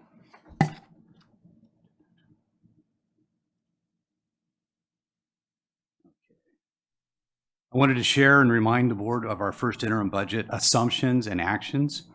Our enrollment, our adopted budget was 45,504. At first interim, it's 44,741, about 763 off. Our ADA is up about 1%, just a little over 1%. Our funded ADA is plus 127. And remember, that's over the flexibilities of a 3-year average. And then our unduplicated pupil percentage is also up about 0.5%, a little more than that. That's for 23-24. When we look at our major assumptions for the next 2 years, we see that we have our cost of living raise right there at 3.94 for 24-25, and 25-26 we have 3.29. This is consistent with what was shared with us by our common message from the county as well as school services. Knowing that what we have heard from the LAO, 1.27% is much less than what's reflected in our assumptions. Based on what is presented in January by the governor, we will then use that information as we build our second interim. Our second interim in March will give us a much clearer picture of where our budget impacts are, and especially in our 2 out years. As we look into the spring, we'll be looking at an additional year out, so that will have to be taken into consideration. Our enrollment is declining based on our assumptions at about 1%. Our actual ADA will go up 1%, we're projecting. Our funded ADA will dip a little bit, and our unduplicated pupil percentage will continue to tick up another 0.5%.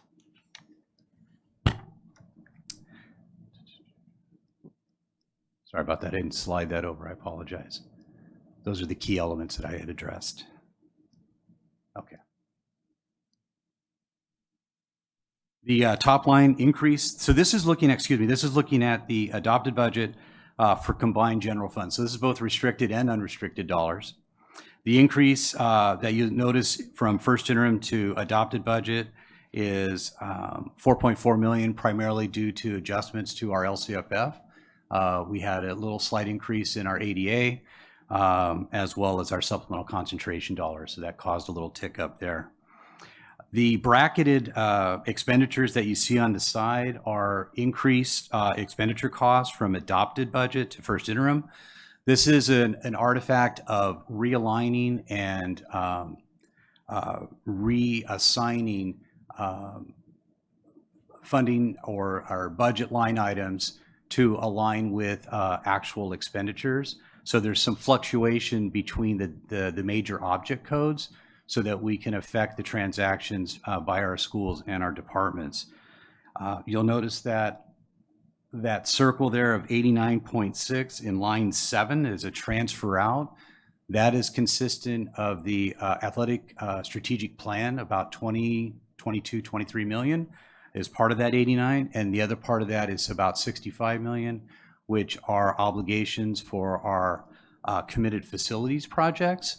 And this is using our ESSER 3 funds to augment our general unrestricted funds by freeing them up and charging against expenditures against our ESSER 3, and those that 89.6 million is being moved, transferred out to our Fund 40 to meet our obligations for facilities. Mr. Comnick. Sir. Just so that the numbers match, you have here increase in local control funding formula revenue, but I'm assuming that there's other revenue, because if you look at the expenditures, they're a lot higher than that revenue number. Yes, right? sir, and I'll point that. Thank you. What that is reflecting is an increase in restricted. Now, the restricted programs didn't necessarily increase in revenue. What they increased it was from carryover, about $47 million in restricted carryover that augmented that, and that's why, as Mr. Tillman just said, the first interim expenditure just about doubled. And that is consistent with our ESSER 3 sunsetting in September of 2024. So we can expect a higher expenditure rate to ensure that those dollars are spent.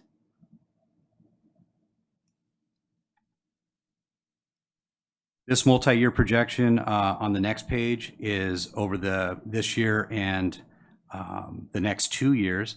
And you'll see that at the very top there, we began the year at $304 million.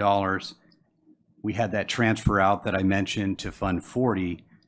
We had a deficit expenditure of $113.2 million, which leads us with an ending fund or a projected ending fund balance for this year at $191 million.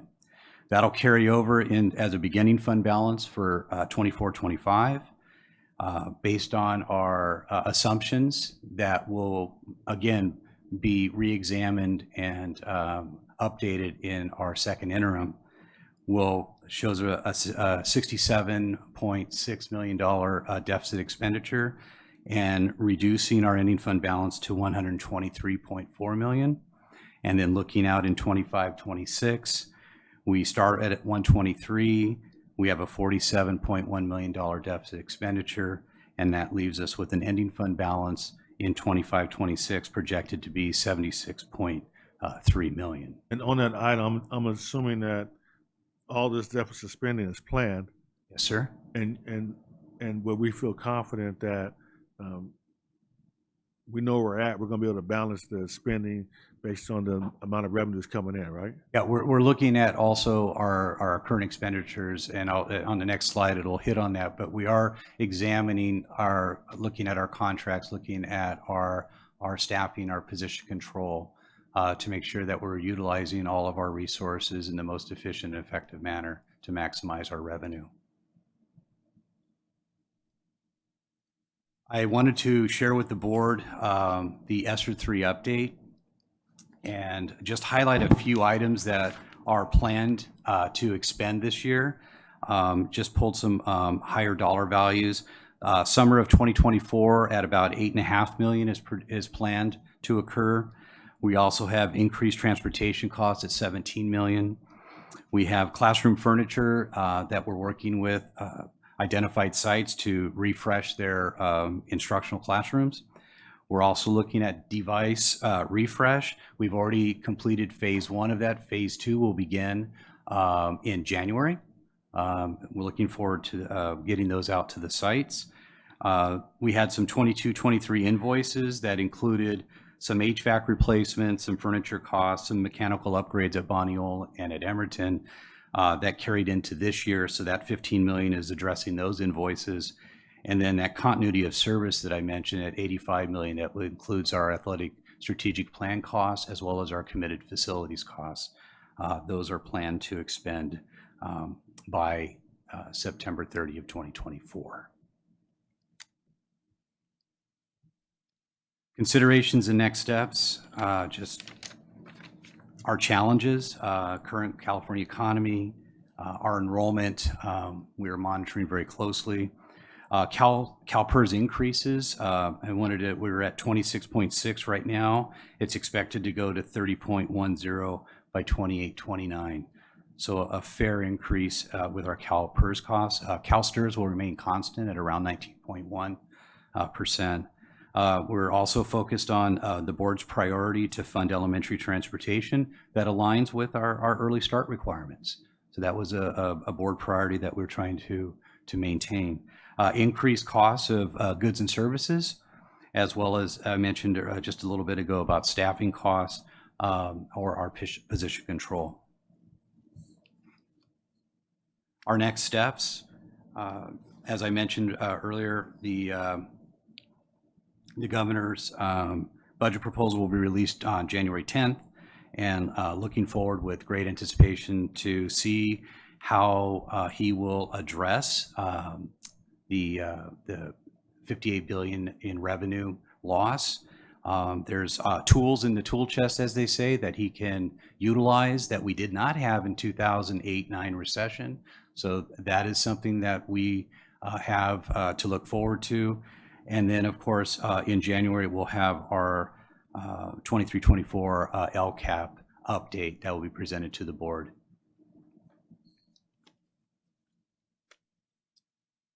With that, I can take any questions that any of the board members might have. I would just like to say, just in general, high level, it's almost like financial whiplash. You had all this money come in for ESSER 1, 2, and 3, and we had to spend all these hundreds of millions of dollars extra, and now we're on the cusp of a $58 billion deficit, and it may get worse. So the news that's going to come in January, I'm sure, is not going to be good news. And they're only projecting like a 1 point something percent COLA, which means that's barely enough to cover step and column. So things are going to tighten up. So we got to make sure that we're looking at our expenditures. And the key is, as they cut, we got to make sure we freeze positions in terms of the number of students that we're supporting. In saying that, we're still a lot better off than a lot of districts throughout the state. We just got back from the conference in San Francisco, and there were a lot of districts that I talked to where they're shutting down schools. They have declining enrollment that is, 5 and 10% every year. So they're in much worse shape than we are financially, and will be in the coming years. So it's going to get tougher, but that's the time we plan now. Mr. Ariano, make sure we spend our money the right way. We don't have any debt.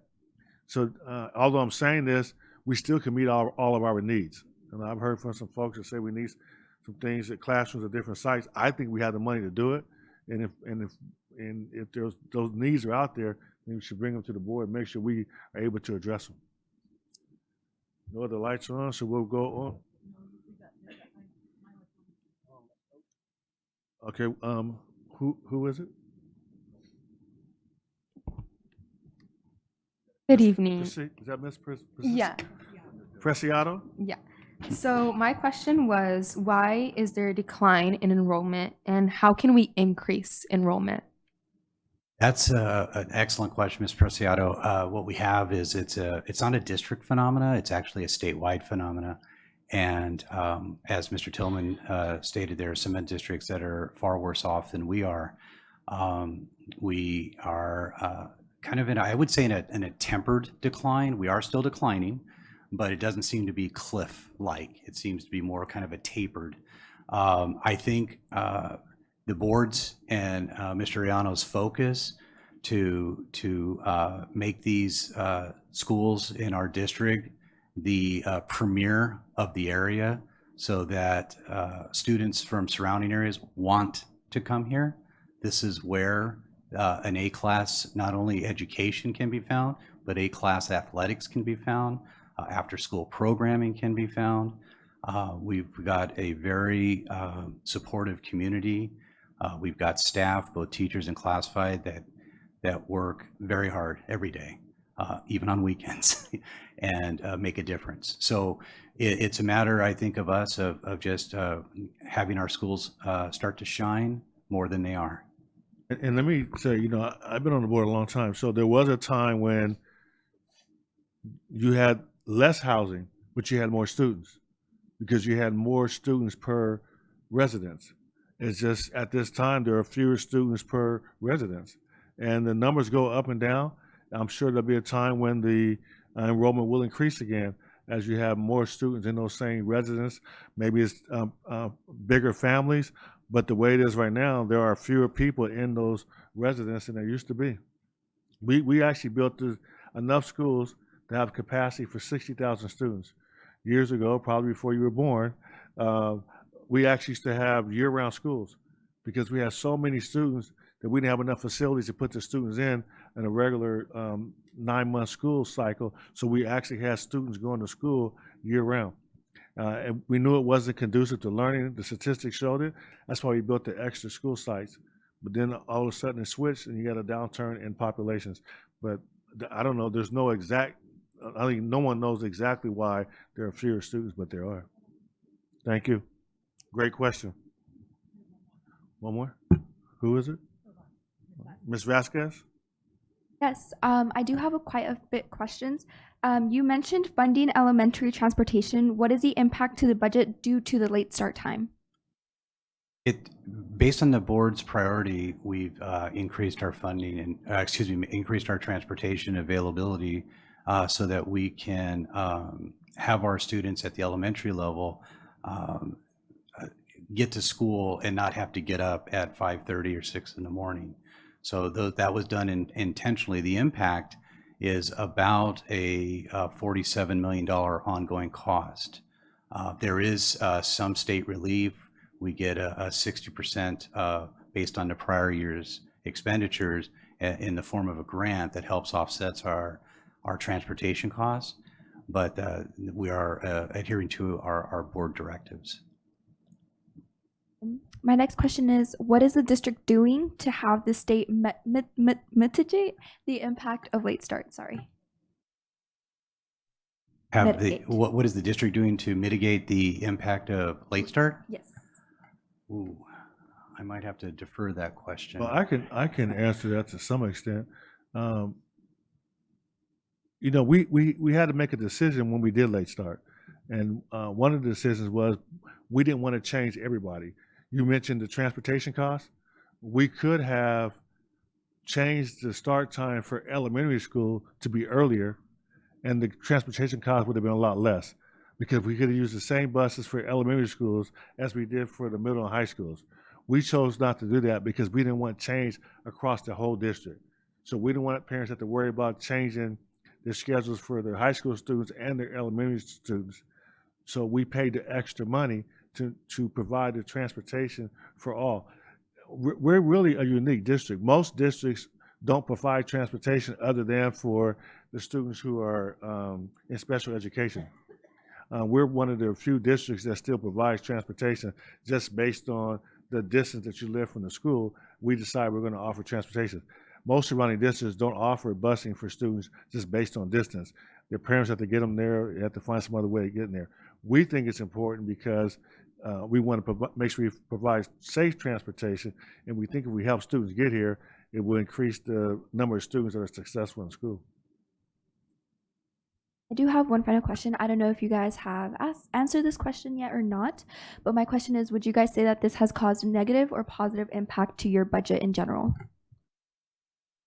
It costs more money, no doubt about it. Yeah, but in the end, they did the study and said that when you allow middle school and high school students to start later, they perform better. It's more healthy, so it's worth the investment. Thank you so much. Thank you, Mr. Tillman. Ms. Alexander. Thank you. I just have a couple of questions and more clarification. So increased transportation costs includes what? What is that addressing? The addition to more routes, we have 3 vendor contracts that we utilize to meet the needs of the entire district. We also have, those are also inclusive of field trips, and also we have quite a number of students who participate in special programs across the district that have to go through a kind of a bus exchange hub, if you will. So all those programmatic opportunities for our kids also have increased the cost of transportation. Okay, so it's not dealing with your acquisitions related to vehicles. It's more focused on the increased demand. The increased demand in the of student use and providing transportation options to all of our students. Can I just add, and you might want to explain, Mr. Cummings, we actually benefited because we provided transportation. There was a time we were under desegregation, integration, federal mandate where we had to provide the transportation, so it was funded. And then the state continued the funding even when that went away, the federal funding went away. But because we were providing transportation, now the state is funding some of that transportation. What percentage of the transportation is the state going to fund now? Yeah, we are getting 60% of the prior year's expenditures. So that is a tremendous, at around $40 million, that's $24 million that's coming in to help offset what would otherwise been a direct hit against our general fund. So that 60% transportation grant is very beneficial for us. Right. But if we had not been providing transportation, we would not have benefited from it. I just wanted to just have a better understanding though, the 17 million, and just how we're allocating that. But I mean, that's a good point. I just wanted to understand that better. Mr. Husky? I have one more question. Oh, sorry. No worries. The other one is in reference to continuity of service. What specifically is that covering? Okay, so what we're doing is there is a time frame to the ESSER funds, September 30 of 2024. There are a number of committed facilities projects that will, in effect, exceed the date of where we would be allowed to continue spending those dollars. So what we've done is we've moved some operational costs, which is an allowable activity under ESSER 3, into the ESSER 3 program. And what that did is basically backfill our unrestricted general so that we can then commit those dollars to fulfill the commitments to the facilities projects that are consistent with the ESSER 3 allowable activities. And those were moved into Fund 40. Thank you. Yes, ma'am. Mr. Husky. I also have a couple of questions. My first question, and you may not know all the answers to these yet, so that's I know that things are in flux. But do you know, are they going to fully fund Prop 98 this year? I mean, 18 billion, well, over the next 3 years, this year, and 2 more outgoing. That's a lot. But do you know, have you heard anything about what they're going to do with Prop 98? The Legislative Analyst's Office did give a report. There are 4 options, if you will, that they threw out there for Governor Newsom and his team to consider that could look at some mitigating costs related to using or tapping into whether it's the state unrestricted rainy day fund, which is right around 26 billion, and or tapping into the budget stabilization rainy day funds out of Prop 98, which is right around 8.1 billion. So utilizing those dollars to kind of lessen the fall, if you will, and kind of push it out a couple of years might be an option that the governor and his team will consider. That's why January 10th is a very sought after and desired opportunity to see where do we go next. My next question is on COLA. I mean, 1.27 seems really low given, I mean, I know inflation has flattened a little bit, but I don't think it's flattened that much. So is that just an adjusted or an unfunded COLA, or What, do they think that's the actual Yeah, COLA for the last? that's what the LAO is projecting is 1.27 funded. Inflation, the inflation numbers just came out. I want to say it's right around 3 and change right now percent. It's ticking down. How that may stabilize the Fed Reserve goes in and looks at interest rates, I think, in a couple of days. And we're talking about keeping those at status quo. But the inflationary impact is still affecting prices. Yeah, I was like 1.27 isn't actually going to cover But Ms. the Chelsea, increase. cost of living allowance has never been based on what they think the increase of cost of living.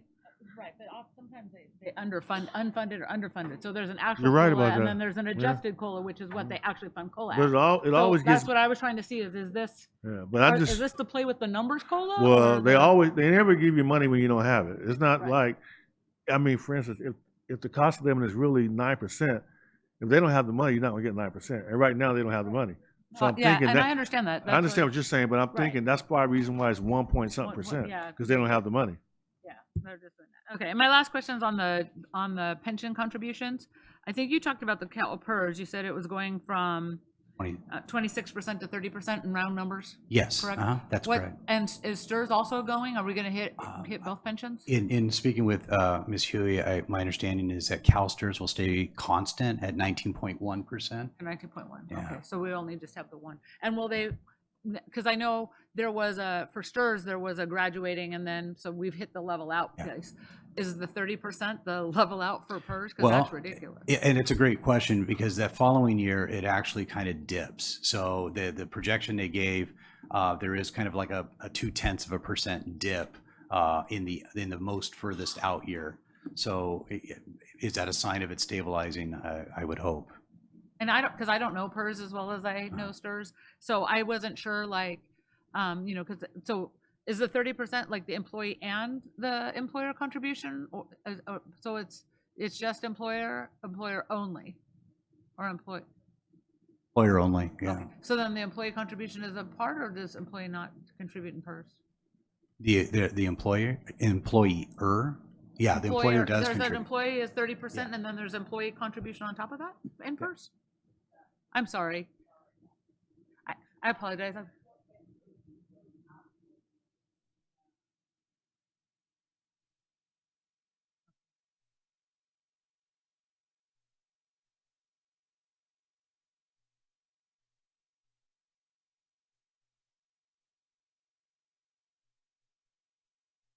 All right, thank you. That's it. Can I ask a question? And I think you have the answer because I asked it when we met previously. But was there a change when in California, I know for the county, they switched to tiers. So for the county employees, I don't know, a few years ago, the retirement system changed totally where previously for tier 1 people, you could retire at 50. You wouldn't get as much, but at 55, you would get 2%. And at 59.5, you would get 2.5%. And at 63, you get 3%. Now that's all changed. You can't retire now until you're 67 in tier 2. And the most you can get is like 60-something%. But did a change occur in CalSTRS or not? CalSTRS, it had in the same time frame, about 2013, 2014, it went from the 2% at 60 to the 2% at 62. So it did kick it up by 2 years. Yeah. And I asked a question just to state publicly to young folks that this is still a great retirement system. In order to be able to get a 2% rate at 62, it's still a very good retirement. So that's another incentive for folks to go into teaching because that retirement is forever. And so if you work 35 years and you're 62, you'll get 70% of your salary for the rest of your life. That's a good retirement. I wish someone had talked to me about retirement when I was younger. I just got lucky. Okay, that brings us to Superintendent report on the state of the district. And thank you, Mr. Company, for a great report and your staff. Thank you.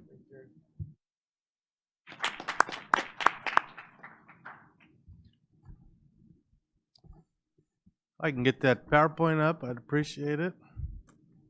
Well, first of all, let me just thank Terry and his team. Thank you. I know that's a lot of work that goes behind the scenes for putting together a budget report for the board, for cabinet, for community. So thank you guys for all the time putting forth. And you guys have done a great job keeping us afloat, right? So appreciate all that wisdom that you have. Let me start off also by just thanking and congratulating former President Wyatt and former Vice President Danny Tillman for managing this district and just leading us through some transitions that were important. So appreciate all your professionalism and your determination and just your genuine love for the district. And congratulations to President Tillman. How many times is this now President Tillman is president? Probably fourth time. That's amazing. Eighth year or something like that. Amazing. Well, congratulations, Thanks. sir, and congratulations to Vice President Myra. I was just saying, what a great story. You know, starting off as a parent, wanting to be involved, and here you are now as Vice President of the board. So congratulations. These are great times. And to the board, I just want to thank you for just being a great board. In the short amount of time, you've gelled, you've come together as a team, you've asked the right questions.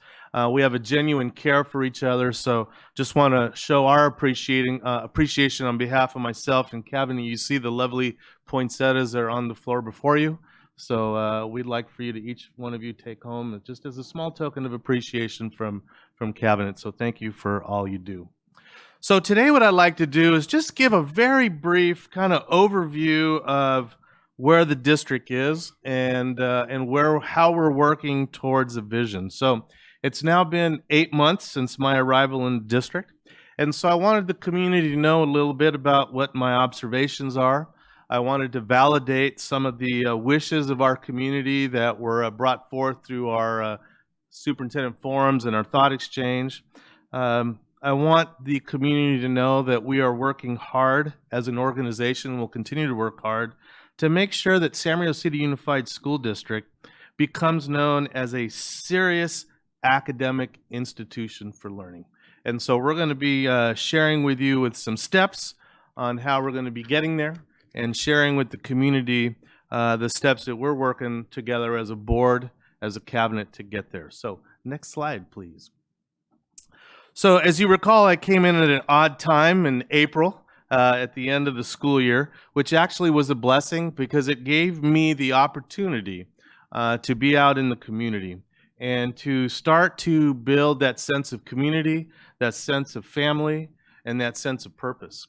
It also gave me the opportunity to take a look at the school district. You know, even though I'm homegrown, even though I worked here, 21 years have gone by. A lot changes in 21 years. So those 3 months at the end of the last year, then over the summer, gave me a great opportunity to just get out in the community and, more importantly, just get out there and greet people and smile people and see people and validate their hard work and start to share some energy of positivity and building that sense of family. And you heard me say from the very beginning, I'm really enjoying other people now talking about the word Saubana. Which is a term, a greeting in the Zulu dialect of hello. But the literal translation of that is, I see you, I hear you, I validate you. And this is what we're working as a community, is to create that sense of Saubana across the entire community. So it's important for us as leaders of the organization to say that when we say all means all, that we mean it, and that our actions show it. And so I'm going to call upon all of us to be courageous in the coming months, that we don't just talk the talk, but we walk the talk. And so I'm going to share a little bit about how we're going to be walking that talk here in a few minutes. But more importantly, I think what this picture hopefully shows is just my genuine enthusiasm and my love for this city and this district that meant so much to me. I was sharing with somebody earlier today. You know, some people come to work to get the work done. I see people, we come to work because we feel it. And that's very exciting. And I want the community to know that I feel my job every day. And that's quite an honor. And we're going to get to it. And I'm very excited. So next slide, please. So the first thing we've done is develop ourselves as an executive team. Even though some of us had known each other many years, we really hadn't worked together, and we didn't really know each other as people. So we needed to take the time, first of all, to get to know each other as people. Who are we? What do we value? What's our story? Because everybody's story is important in terms of an organization. So we have been working very hard to get to know each other, to understand what our strengths are, but also be vulnerable and be able to identify what are the areas where we need support and areas of weakness within our, because no one is perfect. And so I really want to commend our cabinet because they've been vulnerable, they've been open, they've been trusting, and I see that growth happening with us. They are very capable people. I want to say that right now. These are some very talented people that I've wrapped myself around. And I love not being the smartest guy in the room. These are some very talented people with some great ideas. So I appreciate that they're buying into the philosophy that we don't compete against each other, we compete together, and we're a team. And if we win, everybody wins. And so I just want to reassure the community that this cabinet is working hard, that we're humble, that we're about people, and we're about doing what's best for kids. So I want everyone to feel reassured that the foundation of this district is strong, not only at the cabinet level, but the foundation of this district from the Board of Education is strong. And I heard one of the board members say to me, which actually almost brought tears to my eyes, to be honest, when you talk about feeling your work. That individual said to me, you know, this is the first time I really feel in a long time that the confidence to get things done in a while. And I appreciate that. And I wear that as a badge of honor. And I know I shared that story with the cabinet, and we wear that as a badge of honor. So next slide. So I wanted to remind the community, because sometimes when you're in it, you don't really see it.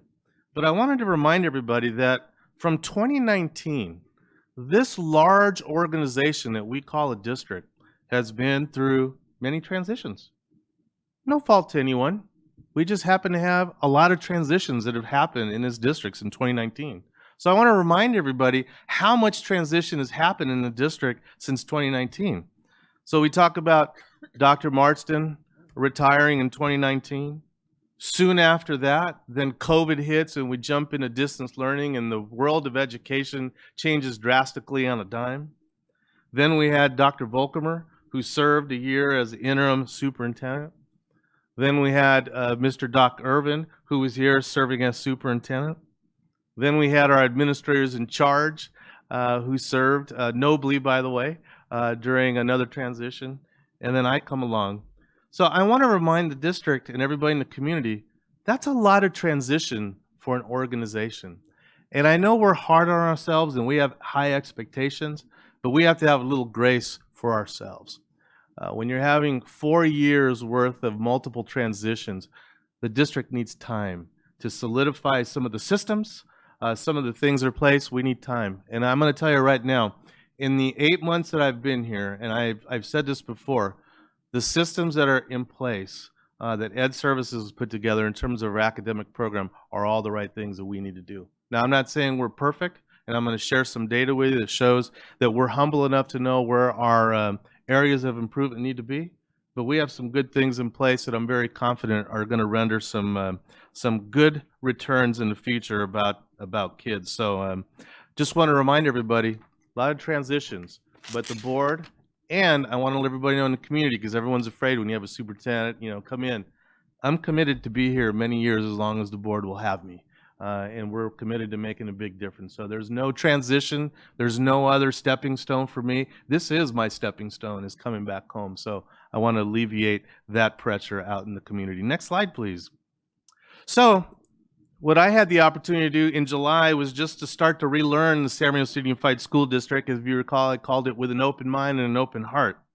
And that was a great experience to get direct, qualitative feedback from many people. And the picture you see there is just some of our community members and employees from one of the superintendent forums. So I'm going to talk a little bit about what those were. Next slide, please. So if you recall, I had the opportunity to schedule some community forums. So we had an opportunity to meet in person. You see those dates at San G, at the PDC, at Middle College, and the Board of Education. Had the opportunity to hear directly from not only staff, but community and students who attended. And we had really good attendance, and I really, really appreciated that. Those were good moments and good opportunities to hear directly from our constituency. We also had our thought exchange using that software to get authentic feedback from our community. I'll talk a little bit about the details. That was highly successful when you see the numbers that were involved. I also had the opportunity to meet with as many district partners as I could during that time frame, whether they be elected officials, whether they be lifelong residents, whether they were department heads within our organization, meeting with the board one-on-one when I first arrived here, and meeting with many community-based organizations to hear their perception of what the district is like and what is needed. And then, of course, the school visits have been invaluable. And I want the board to know and the community to know that when I go see schools, I'm not just looking at classrooms. I'm looking at safety. I'm looking at curb appeal. I'm looking at customer service as we walk in. I'm looking at instruction. I'm looking at the how our classrooms look. And I'm talking to students. That's the most important part. And as we venture down into our multi-year vision, I'm going to be setting up more intentional forums to be talking with our ASB kids directly, with some of our student leadership group that we have here in the district, so that I can hear firsthand from our customers about what's missing, what's working, what needs polishing, and what we need to be thinking about. So this was a great time for me to really get to meet a lot of people and hear their perspective. Next slide. So talking about thought exchange, if you remember, there was 3 essential questions that I used. What's working? What needs polishing? What's missing? And this is a software program that I had used successfully in another district for some of our LCAP community feedback.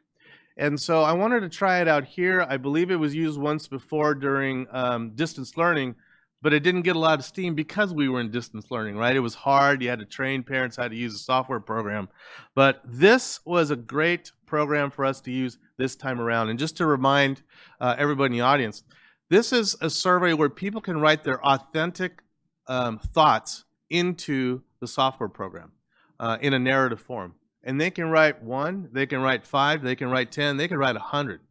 And then all the readers then get an opportunity to rate each one of those thoughts from 1 to 5. If it's 5, it was very important. If it's 1, it's not something that was deemed as important. So that feedback from the community, which comes from them, really painted a great picture that I'm going to show you here in a few seconds. So next slide. So the data can be disaggregated in different ways, but I'm going to start with probably the easiest part, where it just gives you an automatic word doodle.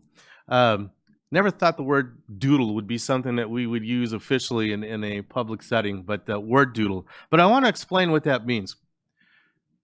As part of the process, the system identifies the most used words, and then I can go into the data and disaggregate why it was there. So I just want to share a few things and some few transparencies out. So you see at the top, the word superintendent was prominent. It's bigger. So the bigger the size of the word, the more prominent that word was used. So our community in that feedback wanted to make sure that we have a superintendent that's visible in the community, visible at school sites, has positivity, and was going to stay with the district multi-years. So again, I think I've answered that question, and that's important to me to be on school sites. So I'm glad that the community and I see eye to eye on that. The second word you see is admin. And that conversation was about making sure that as a new superintendent, I took a look at the organization of the district and decide if there were positions, high-level positions, that we either needed or didn't need. And so if you recall, many months ago, I did make the decision to eliminate one of the assistant superintendent positions in the department in order to free up resources to add more campus security officers to our schools.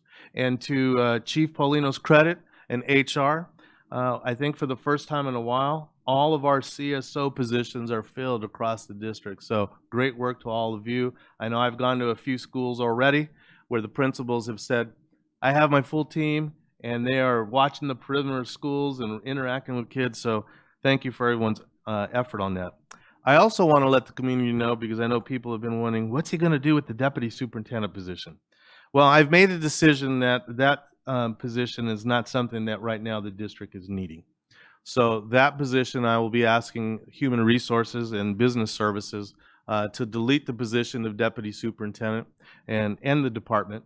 At this point, we believe that with the cabinet level that we have and the expertise that we have and the way that Superintendent Irvin and our administrators in charge at the time broke the districts up into clusters, we believe that's a great model, and I believe it's a great model where we can monitor and supervise our schools.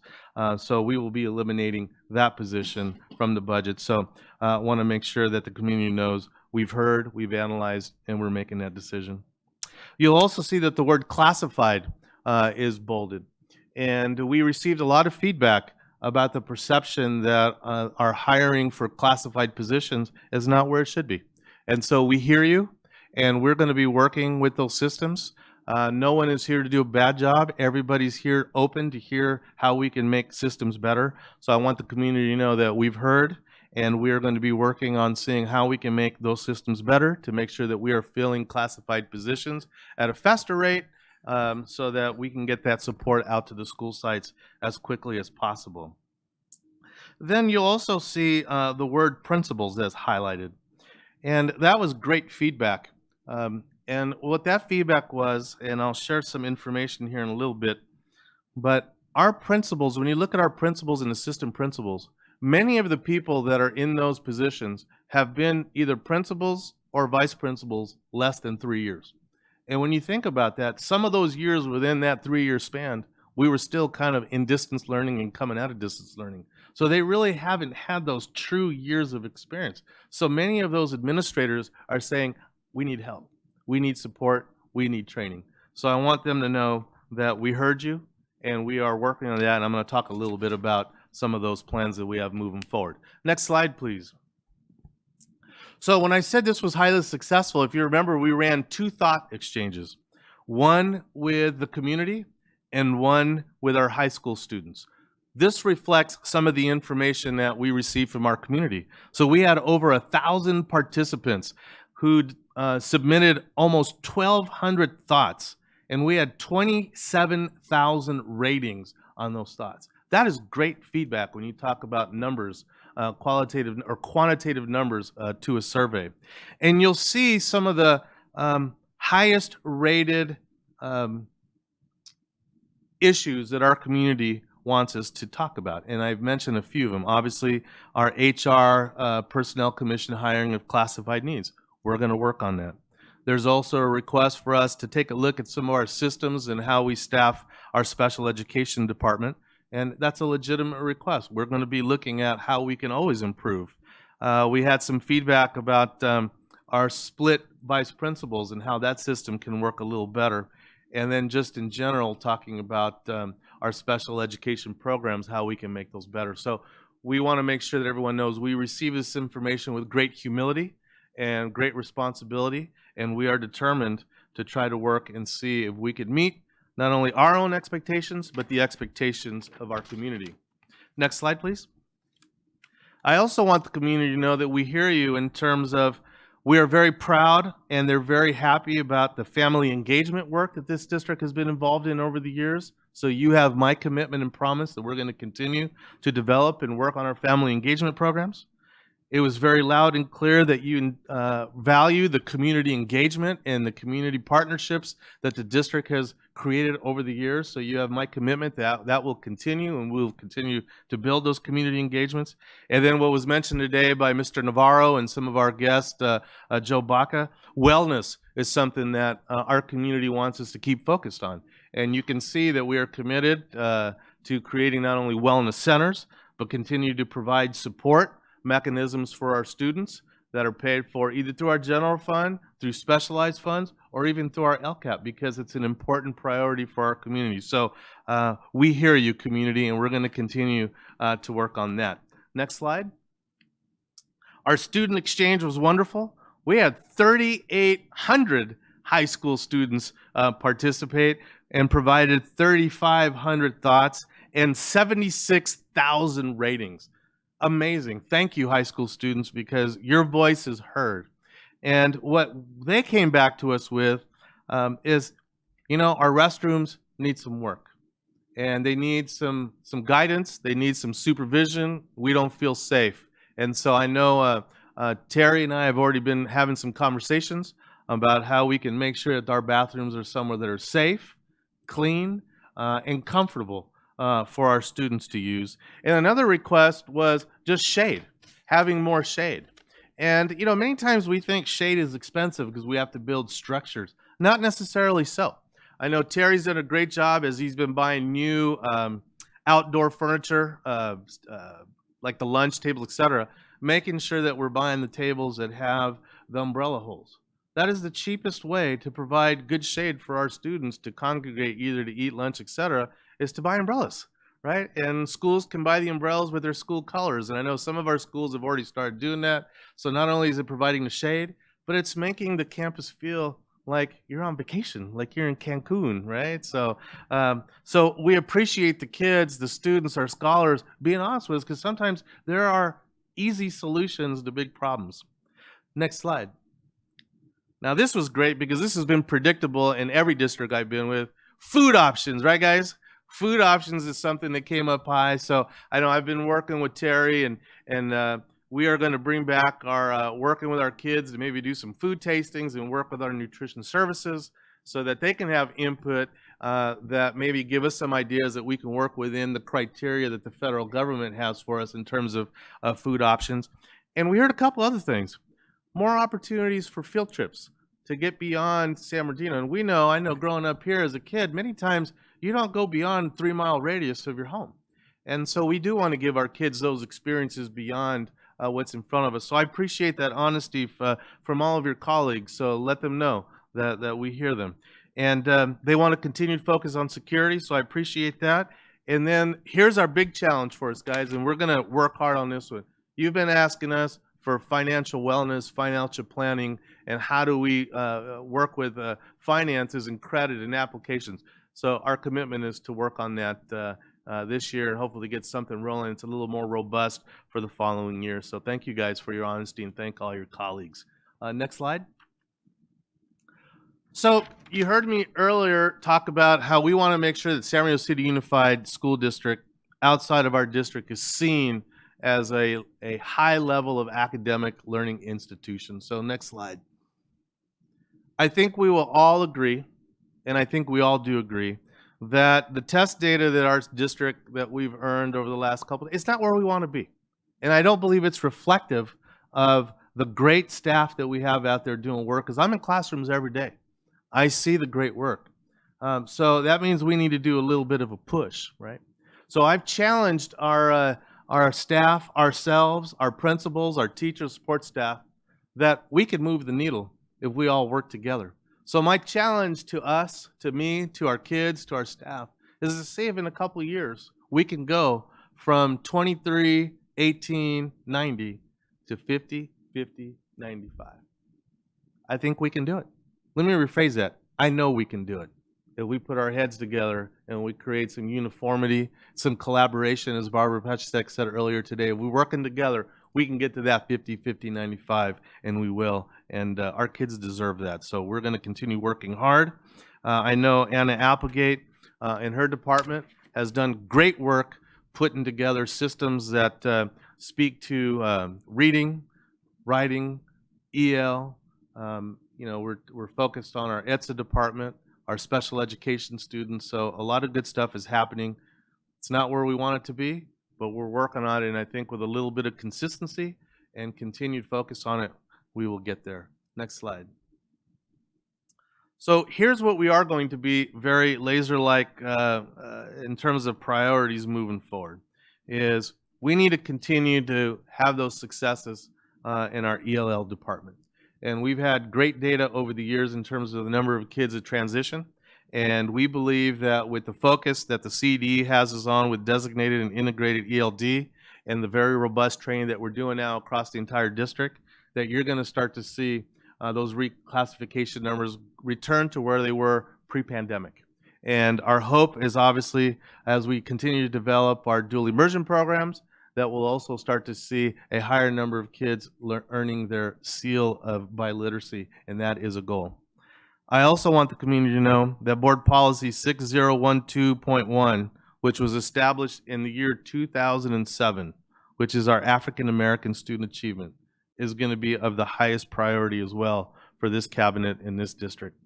We are going to walk that talk that we've been talking about since 2007 of making sure that we are closing that gap and that our African American students are achieving at a rate that is equal to all of their colleagues. So we're excited to be working with Anna and Dr. Greer and everyone in that department to really start to push that work forward and really get the results that we've been hoping for and wishing for over the years. And of course, this is no surprise to the board and the community. We want to continue our focus on increasing A through G completion, making sure that all student groups are represented in that A through G completion opportunity, and also continue to improve and enhance and increase our dual enrollment opportunities across the district so that our kids have an opportunity to even get into junior college.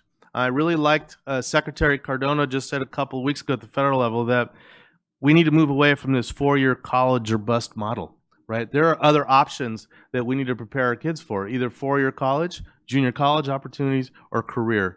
And so I'll jump into career in a little bit, but we're also going to have a major push on making sure that our students are involved in STEM K-12. So what does that mean? We're talking about coding, programming, and computer science, starting with the kids from the very beginning. So these will be some of our laser-like priorities that we will be working on as part of our 2030 vision. Next slide, please. So I want to focus the entire district on just one real linear approach to how we're going to be looking at student improvement across the district. And so you have to have benchmarks. So we're going to be very focused on making sure that we know when kids leave preschool, when kids leave TK, what is it that we want them to know in order to be successful and be prepared for the next benchmark, which is third grade reading proficiency and also third grade early numeracy. So we're building systems, assessments that are going to help us to make sure that we know what we want a kid to know when they leave preschool so they're prepared to be successful when they leave third grade, as we know that predictor in terms of reading proficiency. Then the next benchmark being 5th and 6th grade math complexity, then being that 9th grade algebra or integrated math, as we call it here in the district, so that when we do get the kids by 11th grade, we start to see a trajectory of achievement data where the line is going up, heading out to 11th grade. I also appreciate the district's focus on writing across the curriculum. We're going to be very focused on building that. And then most importantly, the gift of the MOU Monday, the professional learning community that the district has been able to work in collaboration with the union leaders. That is incredible, valuable time that our teachers have in order to assess data, to create lessons, to reteach, to share effective practices, and also to identify the additional support that kids have. This board, I credit you, thank you, for all the support that you've given principals. They have so much support at the school sites where they can run effective and efficient intervention programs. I know at the elementary level, I keep talking about the reading intervention programs that are just stellar, where we have multiple people, not just one teacher, but multiple people working with groups of kids at each time, specifically on the elements of the science of reading. And I know that's been a conversation that's come up a lot is, are we a balanced literacy district or are we a science of reading district? Well, my observations tell me, and the work that I've seen Anna and her team put together is, I'm seeing science of reading because I see phonemic awareness, phonics, vocabulary, fluency, and comprehension being part of our TK3 experience and also part of the intervention experience as kids move into older ages. So we are in good shape with that. So I also want to point out that we're going to continue working on John Hattie's work on teacher clarity. I see it consistently across the district. Our teachers are buying into it, and I appreciate that they're sticking to it. And I also want to thank our secondary teachers, because I think this is important, that we're looking at our grading practices through our work with Doug Reeves, and good things are happening. So this is something that we will continue to focus on moving forward. Next slide. We are going to be taking a look at some program refinement, as I call it. We currently have a task force that's working on our virtual academy program. We have a committee of staff members and taking a look at how can we make our virtual academy be something that is more robust and will attract more students to try to find an alternative way of learning. As you know, a lot of parents out in the community, not just our community, anywhere, they're starting to look for other opportunities for students to learn as opposed to the comprehensive setting. And our district has done a great job coming out of distance learning, developing this virtual academy and adding more features. We had an opportunity to hear the details of that program on Monday. Wonderful job that the principal has done. And so we want to make sure that we create a world-class virtual academy program. So stay tuned. We'll be coming back with some recommendations to the board probably in the coming months. We also, in talking with Dr. Greer, we acknowledge and we recognize that we need to work at our Sankofa program, that the intent of that program still isn't where we want it to be when it was first created several years ago. So we are committed to putting resources, time, and effort to making sure that the Sankofa program is something that is where the district wanted it to be several years ago, which was supposed to be inclusive of culturally sensitive instruction, making sure that our kids saw aspirational figures and opportunities to celebrate their culture, not only within themselves, but with the entire community. So we're going to be working on that Sankofa program in the coming months. We're also going to be looking at our CTE programs. Very proud of the CTE programs that we have in this district. Amazing. And I say that with plenty of evidence that we have amazing programs. What we need to take a look at is making sure that the programs that we have in place continue to grow, that they are indeed what the workforce data shares that this workforce community needs for our kids, and to make sure that we're preparing them for a livable wage if they choose to go into the workforce after high school. And then you'll see the fourth thing here is we're really focused on trying to see how we can create paid student internships for our students. And so we'll be working on that. Several years ago, the Workforce Development Board had a program. It went away. I'm on that board now. So that will be a conversation that I will hope to lead, that we can create more opportunities for our kids to earn a little money, right, while they're learning, and then create that network so that if they choose to go into the workforce right after high school, they're ready to go, they know the skill, and they have that connection, that network. So next slide. Great picture, by the way. I remember that from, that little kid was cute, right? We are focused, as I said earlier, on making sure that we're building the capacity of our principals. I just want to share you with this data that I wanted to share with you earlier. 18 of our 48 elementary principals have less than 3 years of principal experience. 5 of our 11 middle school principals have less than 3 years experience. 4 of our high school principals have less than 3 years experience. And keep in mind, we currently have Cajon High School open. So our principals are crying for, pleading for more support, more building capacity, and we are doing that. Commendations to Anna and Sandra, who have put together great trainings for our principals and our assistant principals. Let me give you some data on our assistant principals. 19 of our 26 elementary principals, less than 3 years as administrator. Middle school, 10 of our 20, less than 3 years. High school, 10 of our 22, less than 3 years. Keep in mind, of those 3 years, 2 of those were COVID years. So we have a lot of need, and we are going to be working on the capacity of our district. But what I want to focus the attention of the board and the community is that last line. Again, culture shift. The district office, we're here to support our schools, not the other way around. And so we're creating that atmosphere that we're here, we live to exist to support our schools to continue to achieve. And I want to give everybody kudos across the district office.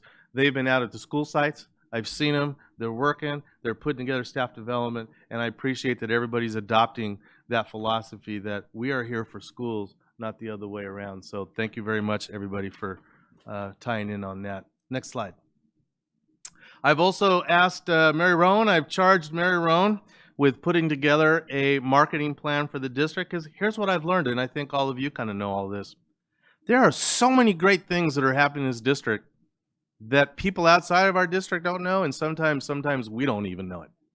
And so we have a commitment of putting together a 2-year marketing plan where we're going to use all the different avenues that you see there to highlight people, programs, employees, students, accomplishments, and just what our facilities look like. The question was being asked earlier, where why have all the kids gone and what are we going to do to try to bring kids back? One of the charges that I've given Mary Rowan as part of our marketing plan is seeing if we can bring back 2,000 students to the district, because people are going to start to hear about our programs, because our programs are going to be highlighted, because our schools are looking great, right? Because we're moving into the 21st century in terms of the STEM offerings that our kids want, and the virtual academy, because now we're offering a different alternative. So our goal is to try to bring back at least 2,000 students in the coming years with those programs. So, Mayor Rowan, I know that's a lot of pressure, but I know that you are going to make us shine because we have a lot of reasons that happen every day to make this district shine. Which brings me to the next slide. This, for the first time, you are starting to see kind of the template of what our multi-year vision is going to be titled. SBCUSD Shines 2030, Cultivating Purposeful Futures for Students right here in this district. And this is not going to replace Making Hope Happen. This is going to be in addition to Making Hope Happen. We are building on the legacy of all the work that people have done in this district over the years, and we're going to continue to make hope happen, and we're going to shine at the same time.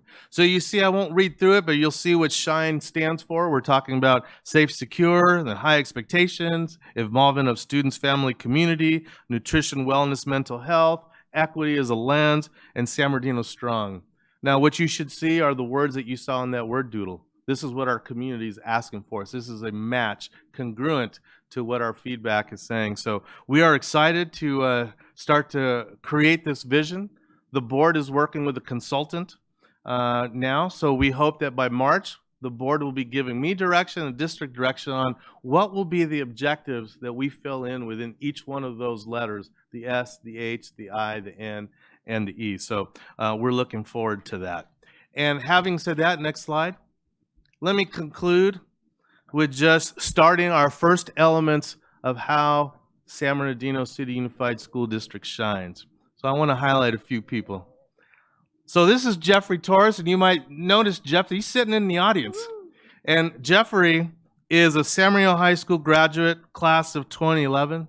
This young man just passed the bar. He is waiting on just some paperwork. He's moving from law clerk to attorney with Atkinson, Addison, Lawyer, Rude, and Roma. He's chosen a route in education. And Sandra Rodriguez was his principal at San Bernardino High School. And she shared with me that one day this young man walked up to her at school and said, you know, I think one day I'm going to be a lawyer. Bingo, here we are. Jeffrey, congratulations. We're very proud of you, man. Very proud of you. Making us shine. Next slide. Here's another reason our district shines. Richard Tejeda, teacher at Curtis Middle School, math teacher. He was just a Region 10 finalist for Educator of the Year for the California League of Educators, and he was recognized this past Friday. Another example of how the district shine. Let's give it up for Richard. I know he's probably watching. Next slide. Terrible Terry Washington. He is a 2022 Sierra High School graduate. He is a understudy of Mr. Terry Boykins. You might recognize that name. This young man is at the U.S. Olympic trials, and he's made it into the final session, which starts on January 6th. And so we're rooting for him that hopefully he will make the U.S. Olympic team for the next Olympics coming up. It's SBCUSD shining. Next slide. And of course, Jaden Daniels, Heisman Trophy winner, AP Player of the Year, and just today we found out he's first team All-American, Cajon High School graduate of 2019. I have not met this young man, but it's amazing his reputation, that he is humble, he is kind, he loves community, he loves San Bernardino, he loves his teammates, and he's a leader. And I just can't wait to organize this parade for him in January. Again, guys, big round of applause. San Bernardino City Unified shines. Next page. So I just want to say thank you to everybody. Thank you for your patience. We're almost about 3 months away from getting that final multi-year vision. So happy holidays, happy new year, and it's a great day in San Bernardino City Unified and a great day in San Bernardino. Thank you so much for allowing me this time. Thank you very much, Mr. Ariano. Great presentation. Really appreciate it. I would like to allow our student board members to give their presentations. Do I need to move the agenda or make a motion to move the agenda? Just let them talk. Sorry, I just was trying to do it the right way. So I move that amend the agenda to allow 16.1 to go now? Student board member reports. Okay.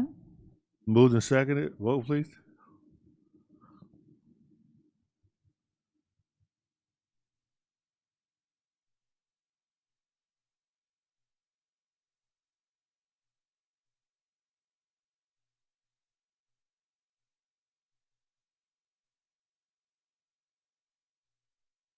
I'm going to let Ms. Preciado go first. You did.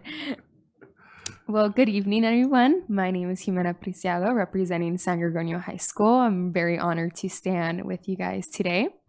First and foremost, I would like to share my experience of the California State Board of Association. It was an amazing experience that I got to experience not only with Dr. Martinez or with Ms. Post, but also with my colleagues.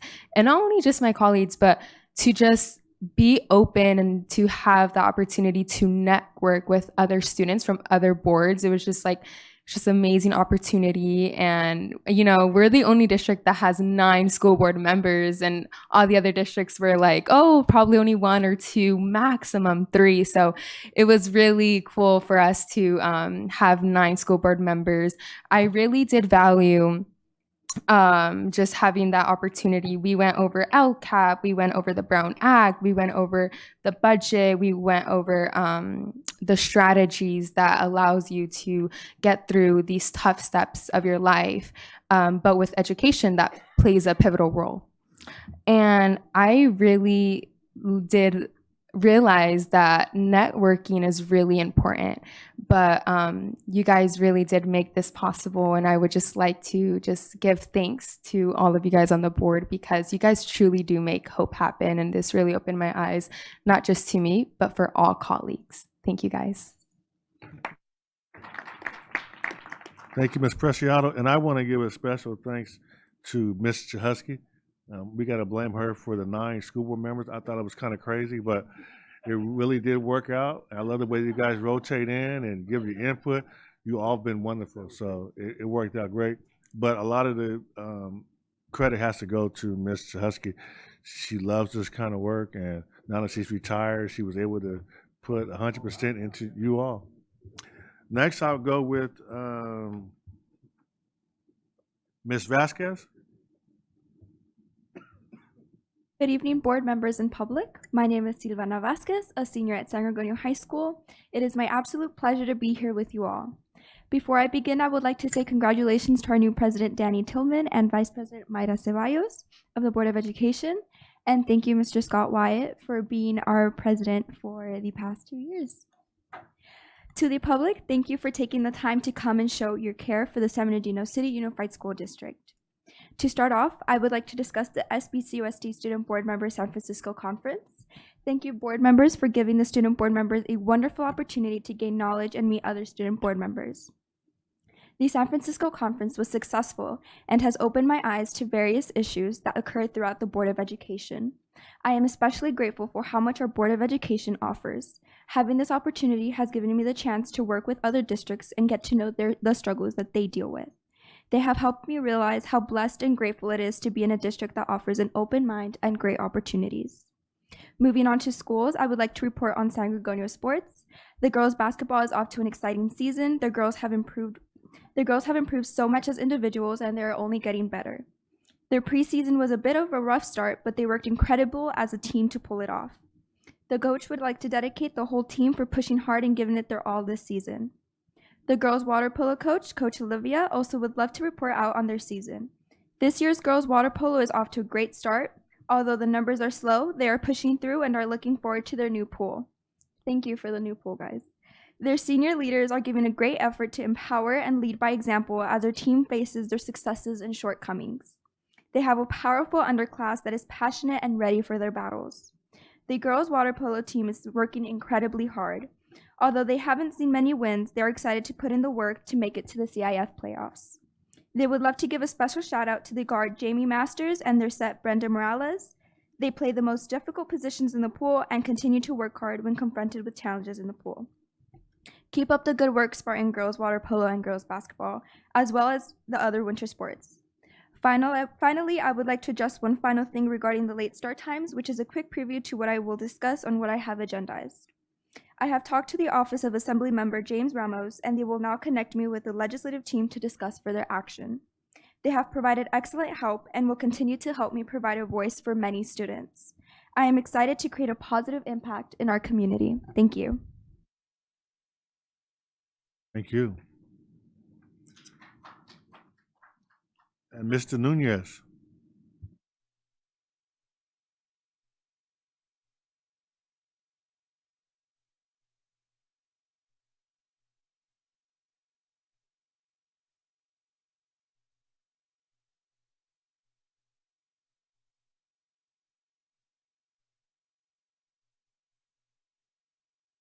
Evening, everyone. My name is Antonio Hernandez. I am a senior at Arroyo Valley. And recently, myself, and along with the rest of the student board members, had the opportunity to attend the CSBA training in San Francisco. There we got the chance of networking with other student board members across the state, participate in the activities during the CSBA training, and explore San Francisco. It was an exciting trip and definitely a memorable one. And also my first time flying on a plane, so that was really exciting. When we were going up, it just felt so, like, I don't know, it didn't feel real. But yeah, I'm really grateful for that opportunity, and I would want to mention something that happened during the CSBA meeting, which was the word of the morning, which was, for two students, it was San Bernardino, so I think that was really exciting. That wasn't our students that said that. Yeah, so just to clarify, it wasn't our students that said that. It was other students across across California that said that, and it was just funny. And on that trip, with the help of my peers, they really helped me like find my voice. For example, I would practice individually with basically everyone, with everyone else on the trip, just talking and how to interact with other people, so that they could help me prepare to network with other students, because I did have like a really hard time interacting with other students. And overall, my experience in San Francisco was awesome. Great report, Ms. Nunez. And Ms. Preciado and Ms. Vasquez. I would like to ask that we move, I don't know, this probably was Mickey's bad idea, but we shouldn't have student reports at, yeah, it should never be that. Yeah. So it shouldn't be 16.1. Let's move them up to the, where we have them now in terms of action items, I think is where that. Yeah. Right, so it should be within the 10.0, okay? Yes. I would just like to finish off by giving thanks to you guys again, because I am also ASB member of San Gorgonio, and every year we go to a CATA trip, which is a conference that is held at Disneyland, and that is kind of similar to the Board of Association, but with students across California, but that are involved with ASB, and that also gives us a chance of networking. And I just think that plays a pivotal role in not only just myself, but the people in ASB. So thank you guys very much. You're welcome. And it's not by accident. We spend a lot of money on transportation and encourage the field trips, because we understand the value of it. So when I see all these buses all around the district, And I want to thank Mr. Komnick and his transportation department. Maria, I know it's challenging, but it's just a beautiful sight to see all these school buses and charter buses taking our students to all these different places across California, because I know it's benefiting them. Thank you. And that brings us to sponsorships.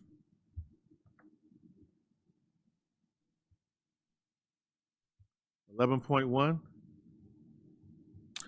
Be it resolved, the Board of Education approves sponsorships of the San Bernardino NMCP's 6th annual Kwanzaa celebration on December 31st in the amount of, what are they asking for? Who brought this forward? The one for NAACP? That's on their contribution of $1,000. What, it's $1,000? Okay. So the one is for $1,000. Let's handle these separately. So I make a motion to approve this sponsorship for the I would second that. NAACP. It's been moved in second. Let's vote on that one first. This one's the Kwanzaa one, right? Kwanzaa ball? Oh, we had discussion? Okay. So that, but that's for This is the Kwanzaa. Yes, Kwanzaa, okay, just yes. making sure, yes. So we have Ms. Rosales Medina. The second, You- and so oh, I you do don't have any support. comment? Well, no, I was gonna motion, but I do support this one. Okay. Moved in second. NAACP. Dr. Wyatt? No, I just was looking over it, and thank you for providing this. That helps out a little bit. Because my questions were going to be, you know, how does it impact our district, our community? And I see that we're honoring some staff on there, so that helped. Okay. Thank you. Let's vote, please.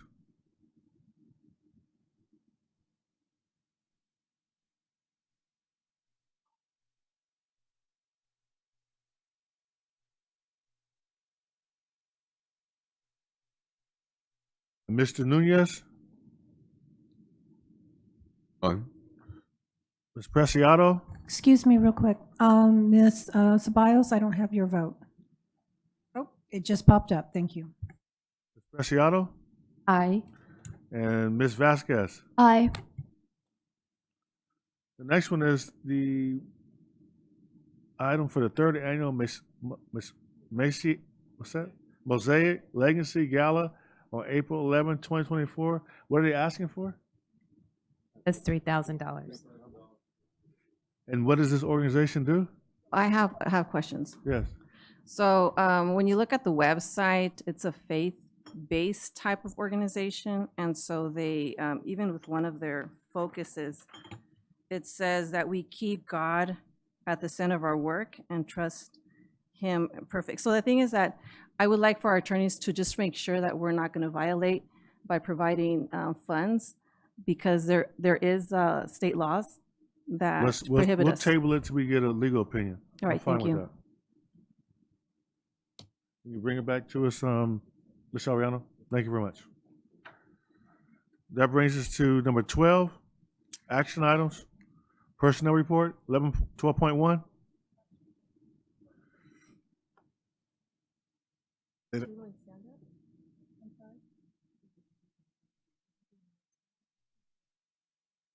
I'm sorry, you skipped over 11.2, sir. Oh, yeah.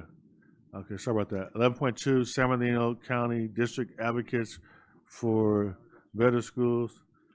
This one keeps coming back. This is like the item that never dies. I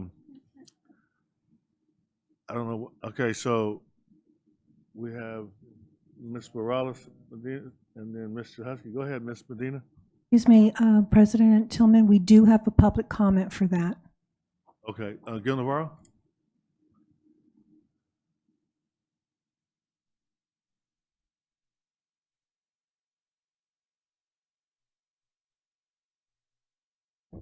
Good evening, Board President Danny Tillman and Vice President Myra Sabalas. My name is Gil Navarro. On the streets, I'm known as an education advocate. Federal regulations refer me as a non-attorney representative. And I agree with you, Mr. Tillman. This thing keeps coming back. And I'm asking the board not to approve it tonight. And let me tell you why. I mentioned it last time. This committee is a secret committee You cannot get information from it. Nobody can give public comments on it. And to me, it's disguised as a PAC because they collect money politically. They do things politically. They have sponsored legislation against charter schools.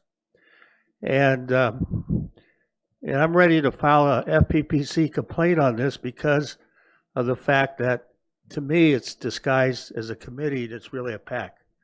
So saying that, I'm appealing to all of you that that you don't approve this. And then as a friendly excuse me, reminder to Dr. Wyatt, just try to help you out because you're an employee of the county superintendent of schools. I'm recommending strongly that you recluse yourself from this item since you're an employee of the San Bernardino County Superintendent of Schools. I want to keep you out of trouble here. So I did want to ask one thing on, we talked about, excuse me, I think I'm getting a sore throat. We talked about declining enrollment. I'll be honest with you, if you tighten up on your attendance. Mr. Navarro, you out of order. Your item is for 11 point. I know, but I was trying to be helpful here. I'm just trying to help you. Yeah. If you tighten up on attendance, I think that'll compensate for the loss of declining enrollment. Thank you. Yeah. Next will be Ms. Rosales Medina. Yeah, and I also agree. When you look at their pamphlet, and thank you so much for adding the attachments as well. They have like a pamphlet, and it shows that they're getting the same advice that we're getting, that we're already paying for through our school district, which doesn't make any sense. And so that's Capital Advisors Group. So I wouldn't, for me personally, I don't like to hire two different or pay for two different services when we're already getting it directly from them, the advice. When it comes to what bills are out there, which one we kind of push, and which ones. So basically, we already have our own lobbyists that we can support. So thank you. Ms. Myra Ceballos, then Ms. Myra Ceballos, then Mr. Husky, then Dr. Scott White in that order. Go ahead. Thank you. I think there's a lot of misconception about what SANDABS is and does, and the difference between a political action committee, which normally provides funding for candidates or issues, and those that do lobbying or do legislative work in trying to assist schools and school districts in accessing a variety of things that help them. And if you look at what their platform is, it's really in line with a lot of the things that we already want to do. My concern with not being a part of SANDABS is that we're not at the table. And lobbyists, they also use Capital Advisors, and but they do what that group wants to do. So they could advise them one way and us another way if what we're wanting to accomplish is something different than what the rest of the county wanted to accomplish. So their job isn't to, a lobbyist's job isn't, or a lobbying firm isn't to tell you what to advocate, it's to do the advocating for you. So they can have multiple clients within or outside of education, and present issues on behalf of those clients that aren't necessarily even in alignment, right? So I think that like when back at the turn of the century, I was part of the county community coalition, where we had superintendents, community members, union presidents, all at the table having discussions. This was post prop. What was that prop? The voucher 224. Is that the prop? The voucher 190. What was the voucher? I can't even remember the number anymore. It's been so long.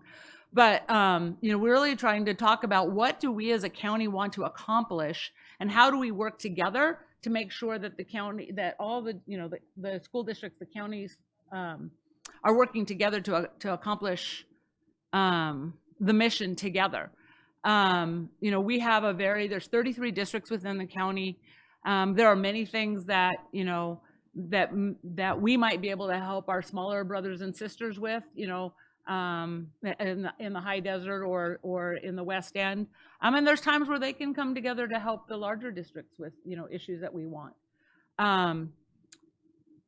But I think it's really important to be, you know, San Bernardino County has been innovative in so many ways, and I think it's really important for us to all be at the same table, working together to accomplish our goals.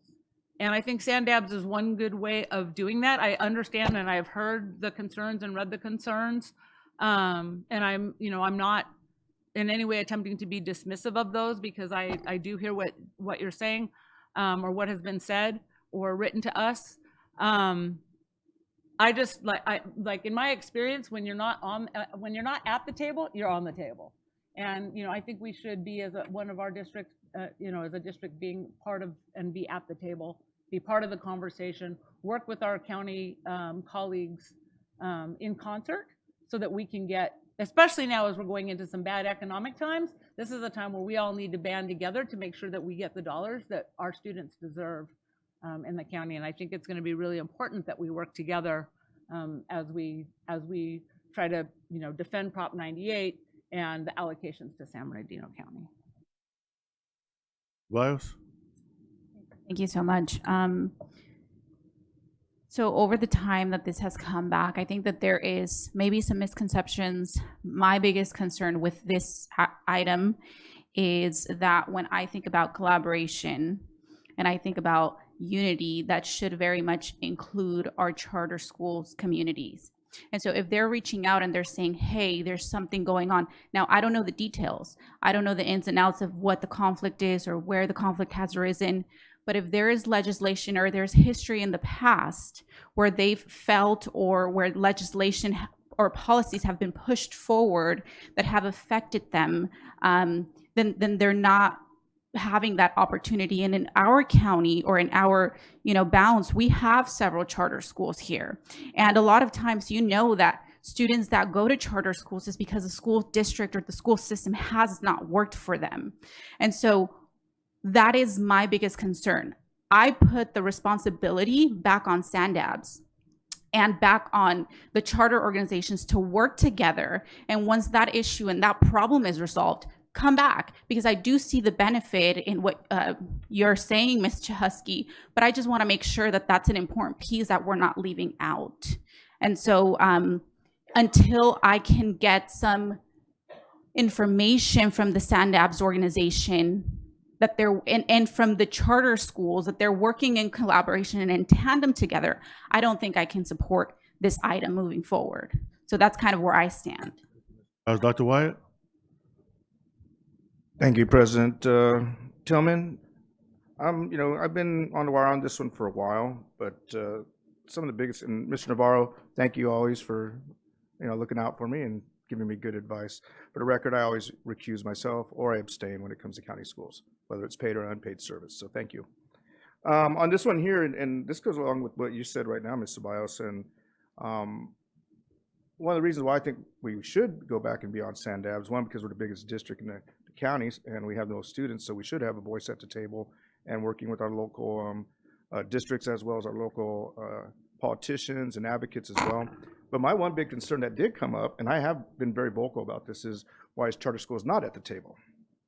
So, you know, one of my things is if we were to join SANDABS, I would be relentless in saying, why are they not there? Because if we're talking about all students, we're talking about all students, period. And they are our students. They're here in our city, right? They live in this city. So I consider them definitely to be our students, and charter schools should be a part of SANDABS. That would be a big push of mine. And I know they also need a lot of support there for special ed. You know, and that myself is one of my areas of expertise. You know, I've worked a long time in special ed, so whether it's me or somebody on this board, I know that we would have a strong voice at the table for special ed education and both charter schools. So that's something I would like to see definitely represented there and by us, hopefully leading that charge. I know I see a lot of folks that I've worked with in the past on their board currently, and I think very highly of most of these folks here, if not all of them.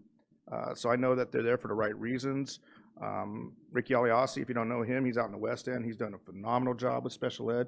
I didn't know he was on there, but I'm surprised to see him on there, but very pleased.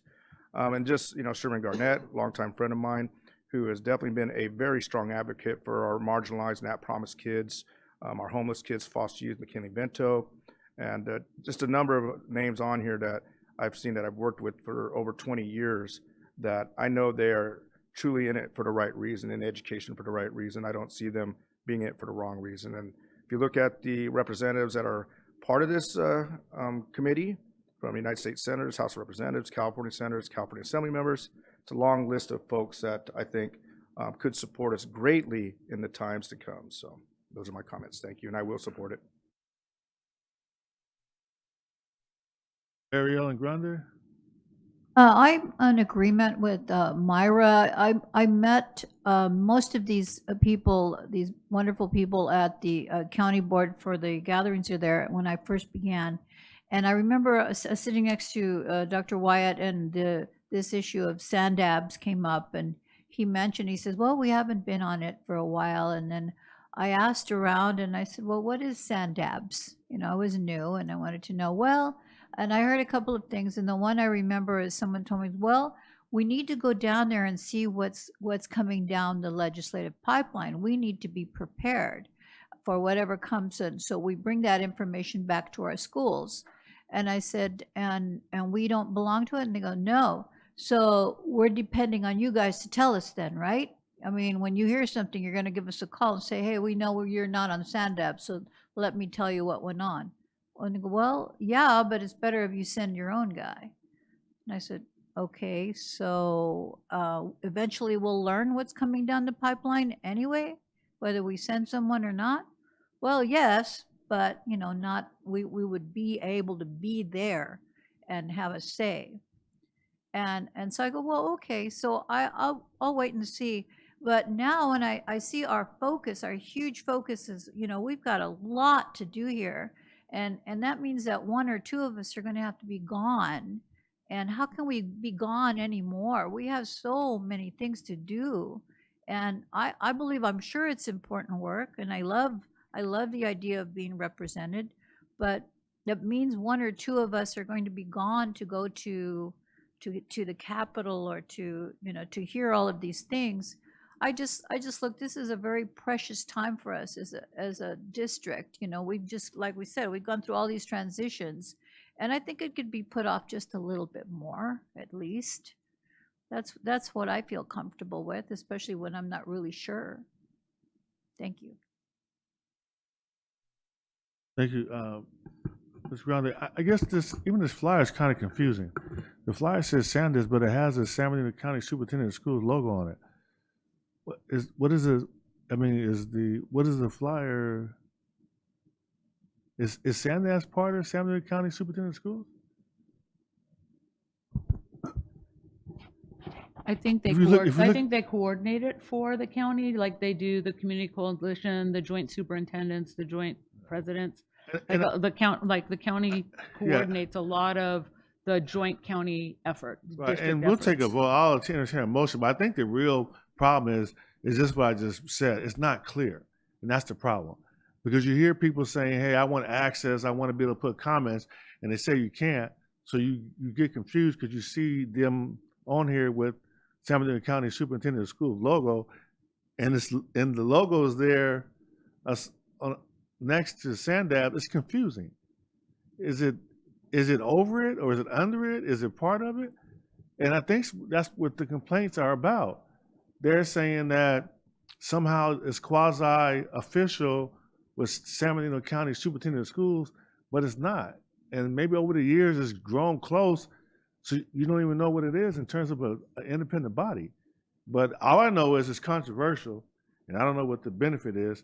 And I hear people passionate about telling us we shouldn't participate. So I won't support it just because it's not clear to me. This putting a document here makes it worse, because you have the thing that says SANDAS, San Bernardino County District Advocates for Better Schools, and then you have the San Bernardino County Superintendent of Schools logo on there. I don't see how that logo can be there. It's confusing. But I understand a motion. No, I think it's. I think, well, we're, in the end, they're looking for direction of whether or not we're going to support it or not, right? Or why is it on here?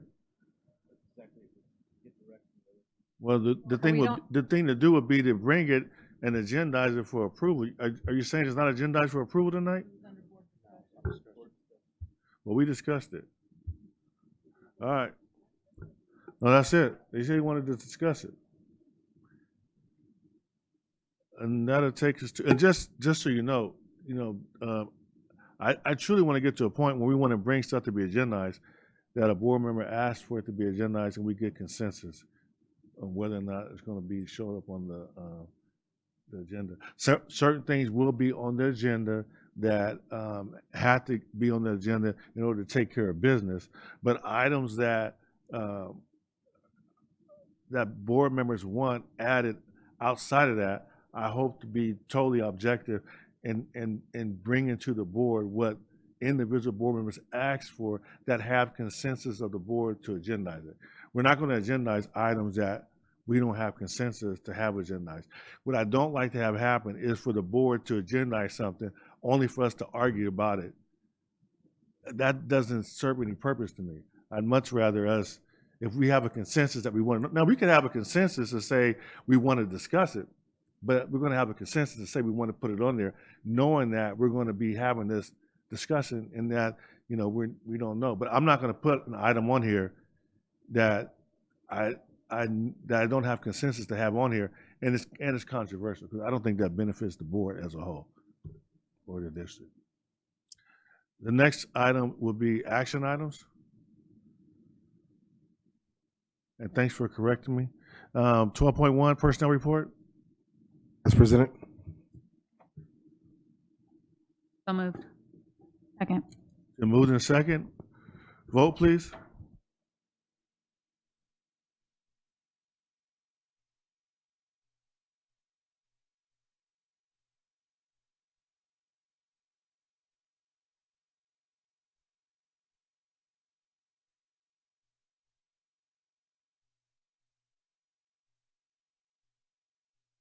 The item was approved. 12.2, appointment of George Bond, Personnel Commission member. Second. It's been moved and second. Vote, please.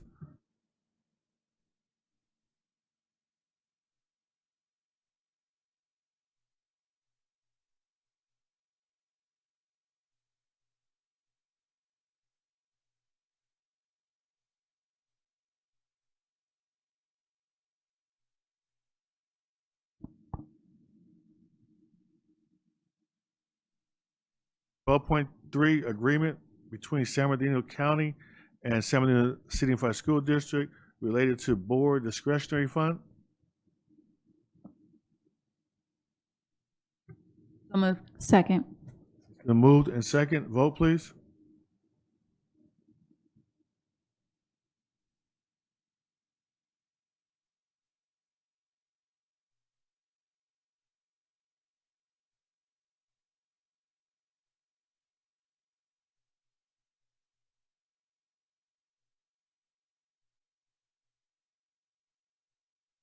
12.4, approval of the annual and 5-year reportable fees report for fiscal year 2022-2023.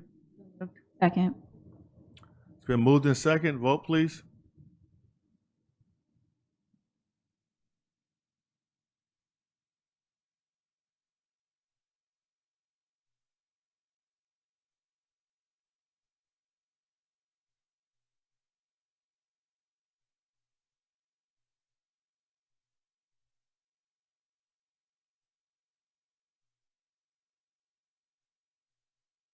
Twelve point 5, approval of the first period interim final report as of October 31st, 2023.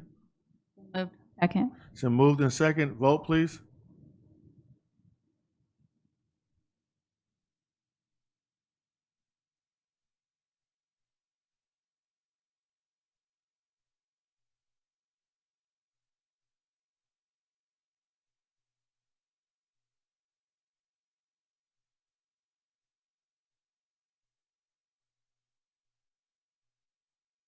Twelve point 6, classified management advanced degree incentive. I had a question on this. We don't have this already? Don't they have extra pay for different degrees? There is that incentive for the classified staff, but not management. And so this is for management to take advantage, classified managers to take advantage of that incentive as well. Okay. So moved. Second. So moved and second, vote please.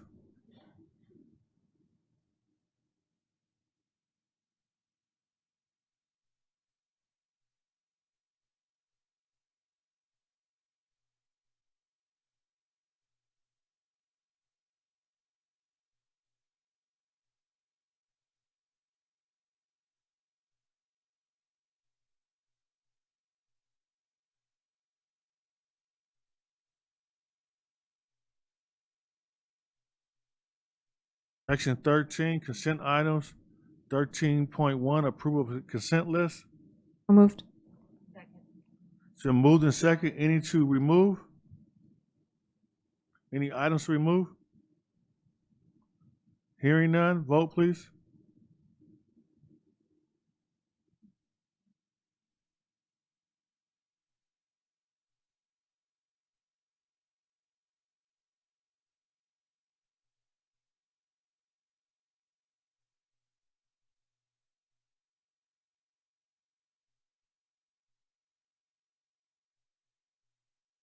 Section 14, reports, comments by union organizations. 14.1, San Bernardino Teachers Association. I think we heard from them earlier. 14.2, California School Employees Association. 14.3, Communication Workers of America. I'm going to say no report on all of them. And 14. Well, actually, CSCA. Okay. Good evening, board members, student board members, Superintendent Ariano, and Cabinet. My name is Robin Rucker. On behalf of CSCA, we'd like to thank the district and CSCA negotiations team and the board for passing the reopener. And a big thank you to the board and whoever took part in allowing this to classified members to get paid in December. We really appreciate that. There's really a buzz on campuses and in the air. Special shout out to our payroll team that also helped make that happen. We're still in negotiations regarding itinerant employees, CSOs, and rec aides. I just want to take a few moments to shout out our rec aides. I had the opportunity to work with an amazing group of rec aides at Highland Pacific while I was helping out at that site. They fill in wherever they're needed and whenever they're needed. I'm excited that they're a part of CSEA now, and their recognition and appreciation is long overdue. So I just want to shout them out. Also, CSEA gave $9,000 in scholarships, college scholarships to our members' kids or grandkids this month. I want to thank our scholarship chairperson, Karina Borsick, and her committee for working with the San Bernardino Community Scholarship Association to select our 2023 scholarship recipients. And CSEA was also proud to sponsor one of our M&O members who signed up to participate in the M&O Academy. We got a late start in opening our sponsorship up for that event, but next year we hope to offer more scholarships for our M&O Academy. And lastly, we are very excited for our scholars and staff to enjoy this well-deserved break. And you guys have a good evening. Thank you. Thank you very much.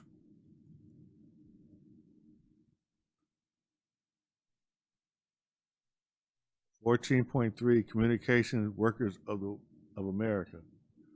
No comment.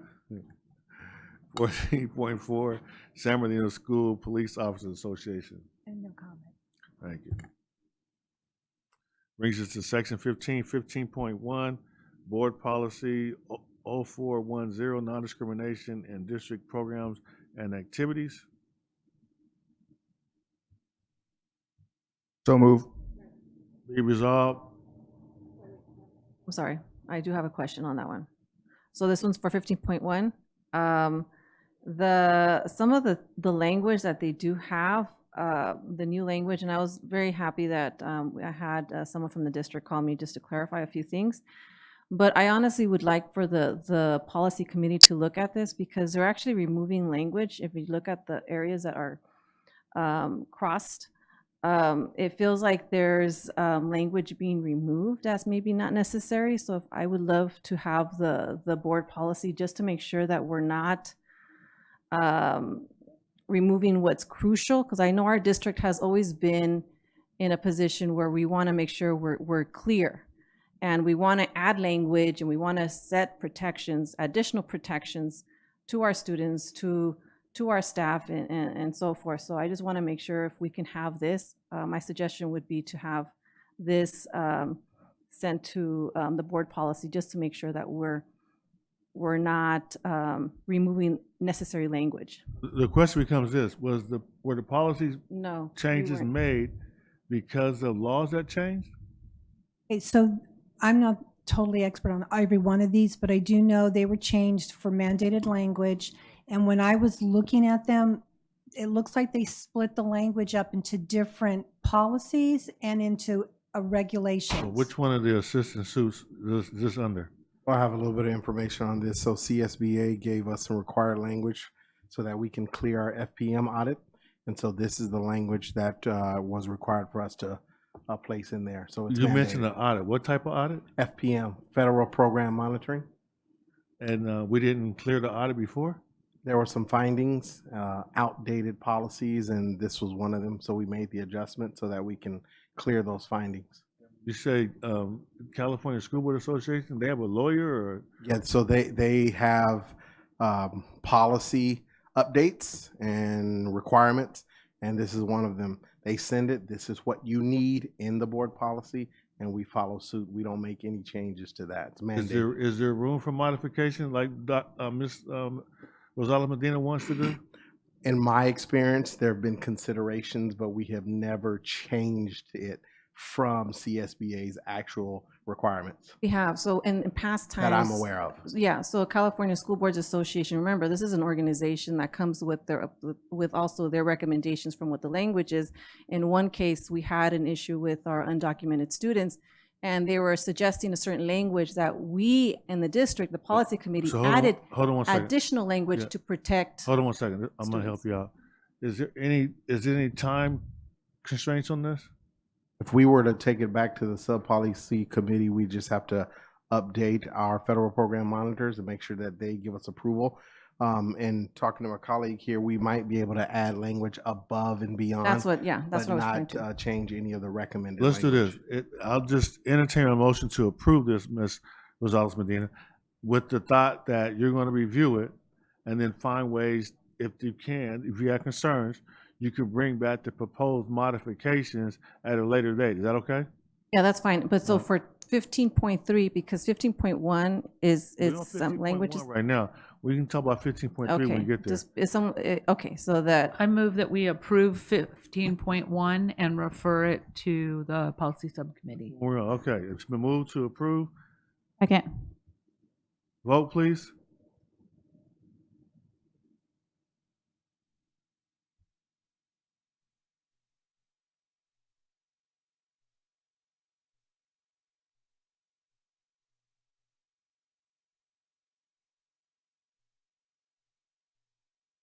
(15.2) Board Policy. Excuse me, Ms. Ceballos? 15.2 Board Policy 1312.3 Uniform Complaint Procedures.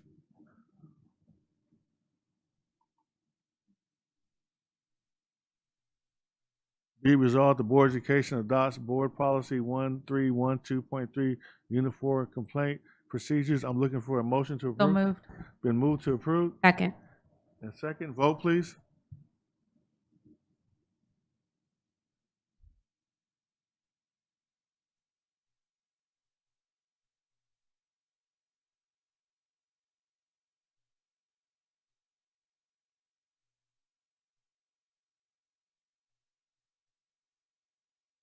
(15.3) Board Policy 5145.3 Non-Discrimination Harassment. Move to approve and This refer is to where I the would like- policy.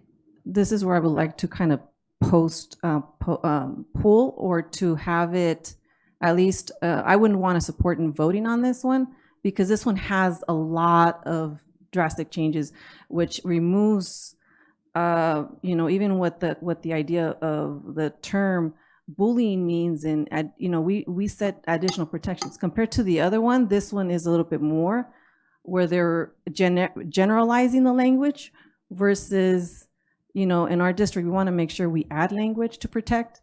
This one I wouldn't even support in voting on it.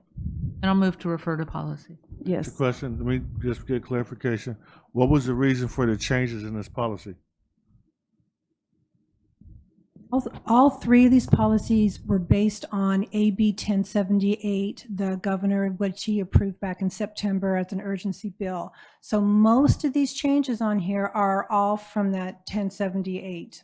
Then, who is this in your area? On discrimination, harassment, yes, we take care of that. And was the language came from where? Was it California School Board Association Yeah, again? same.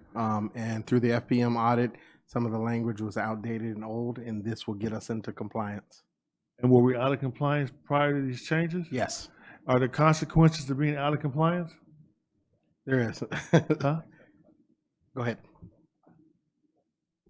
FPM looks at, as part of our federal funding that we receive, so technically the CDE could withhold Title I funding from the district. It's an extreme measure, but it is a possibility. This is a finding that happened almost 2 years ago that we're trying to clear. And my only point is this: I'm all for changing, But but I'm there's consequences that could be associated with it. If we get dinged for not getting funding because somebody said we didn't change the policy, then that's serious. So Suggesting we remove I'm just saying that we do not remove everything they crossed out. So if you look at the areas the district crossed out, bullying, the meaning, you look at sexual harassment, what that means. They removed a lot of the language that wasn't necessarily needed to be removed. Ms. Rosales Medina said it wasn't necessary. Was it necessary to cross out the items that were crossed out? Why were they crossed out? Thank you. So that district didn't actually cross them out. They came required amendments or revisions. So this is the language that was forwarded to us from CSBA and through the FPM audit. So we have to follow suit. Yes. So it's the same thing. And it's all about a vote, but I would suggest that we vote for the changes and then move to make changes to it later that we're allowed to make to ensure that we're not put in a predicament where we can be sanctioned because we don't have the proper policy. There's no consequence to changing it. There is a consequence to not changing it, because you're out of compliance if you don't change it. So, and I understand your concern, Ms. Rosales Medina. But I'd like to see the language though that says that. But that's fine. We can, if I think the motion was removed, but if someone goes ahead and motions it, I just would like to see the actual language that says what the audit is, and just to make sure. I'm all for that. What I'm looking for tonight is for someone to make a motion to approve this. If I can get it approved, and then after we get it approved, then I'm willing to make sure they get with Ms. Rosales Medina provide that to information make for any Ms. changes that she wants to see, to have them come back to us once we bring in maybe our own legal counsel to look at it, to say, look at the requirements and move forward. But I'm looking for someone to move in a second to approve this tonight. Well, before you move and approve, this is discussion, right? That's right. Okay, so can I go? Yes. So I guess the only concern that I'm hearing and that I would have as well is when they provide the language, we basically substitute, right? So we take what they give us and then we just replace. So I think I would agree. And my only concern with approving right now, although I understand the need or necessity or urgency, is that this gets forgotten.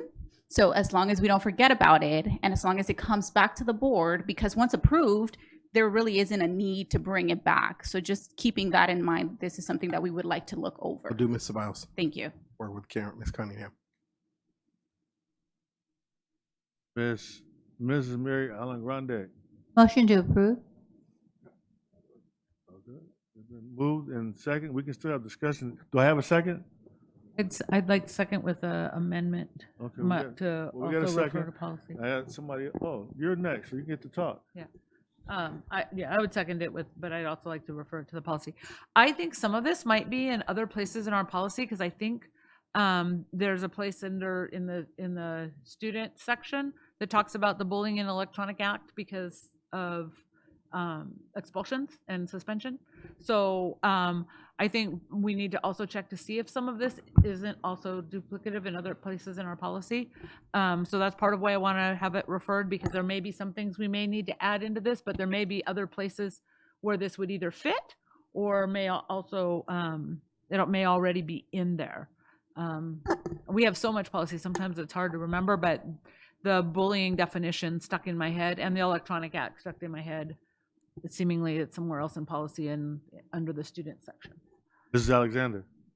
Thank you. Just in alignment with what Nikki just said, if we could just reference where that policy is in this particular one, then I think that would satisfy the concern related to the meanings that have been deleted. Well, let me say this. I know the reason why they made the changes is because you know you can get you feel comfortable that the changes you're receiving from the California School Board Association is probably standard and all districts are going to use them and it's been approved and they know that it's going to pass the audit. If you choose not to do that, then what you're going to do is have us bring in lawyers, have them look at the requirements, and then have them talk with our board members about the concerns they have, and then they can tell you where you can make the changes. This is just a cheap way of doing it.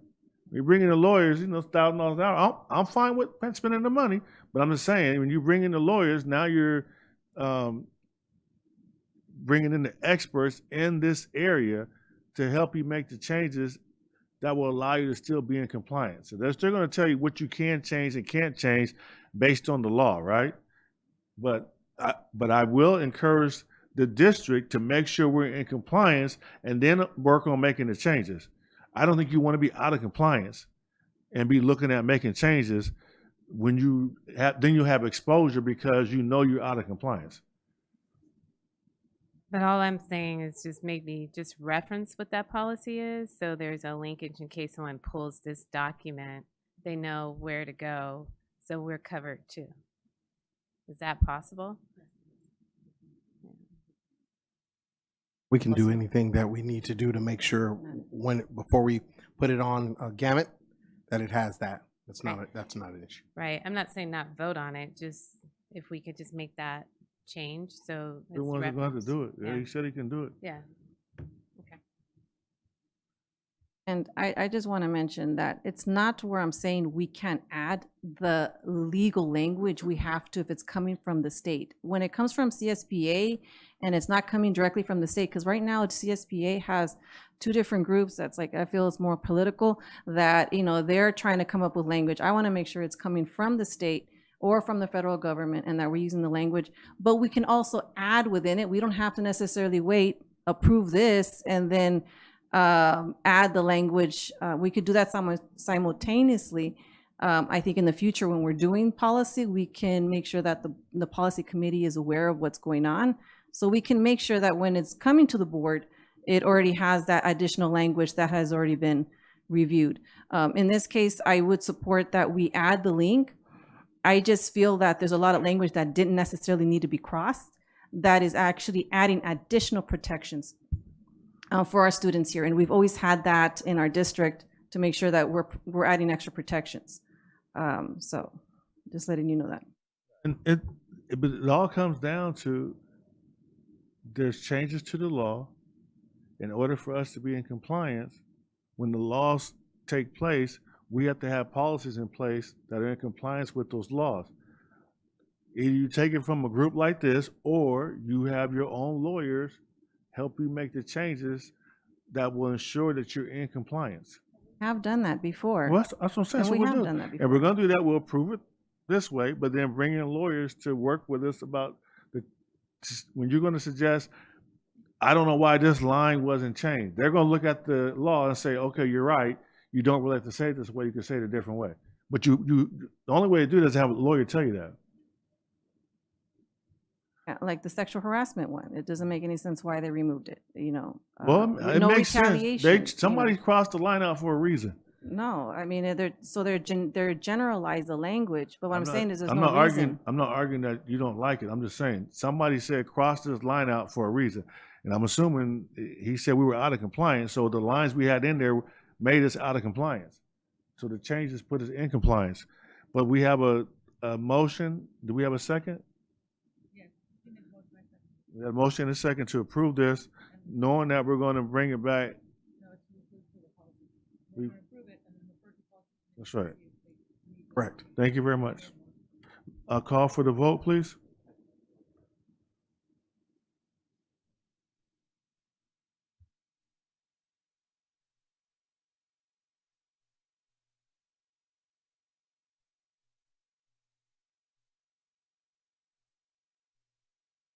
And just, I know I want to say this up front. I'm just trying to move it, and you know what I'm saying? Because some people take me the wrong way. You know what I mean? I'm a nice guy. I'm just Mr. Bias, we're trying to get this Ms. done. Grande, I know my tone sometimes, you know, that's from the streets of San Bernardino. That's where the tone comes from. It happens to all of us. Thank you, Abigail, because you get the same way. You scare me sometimes.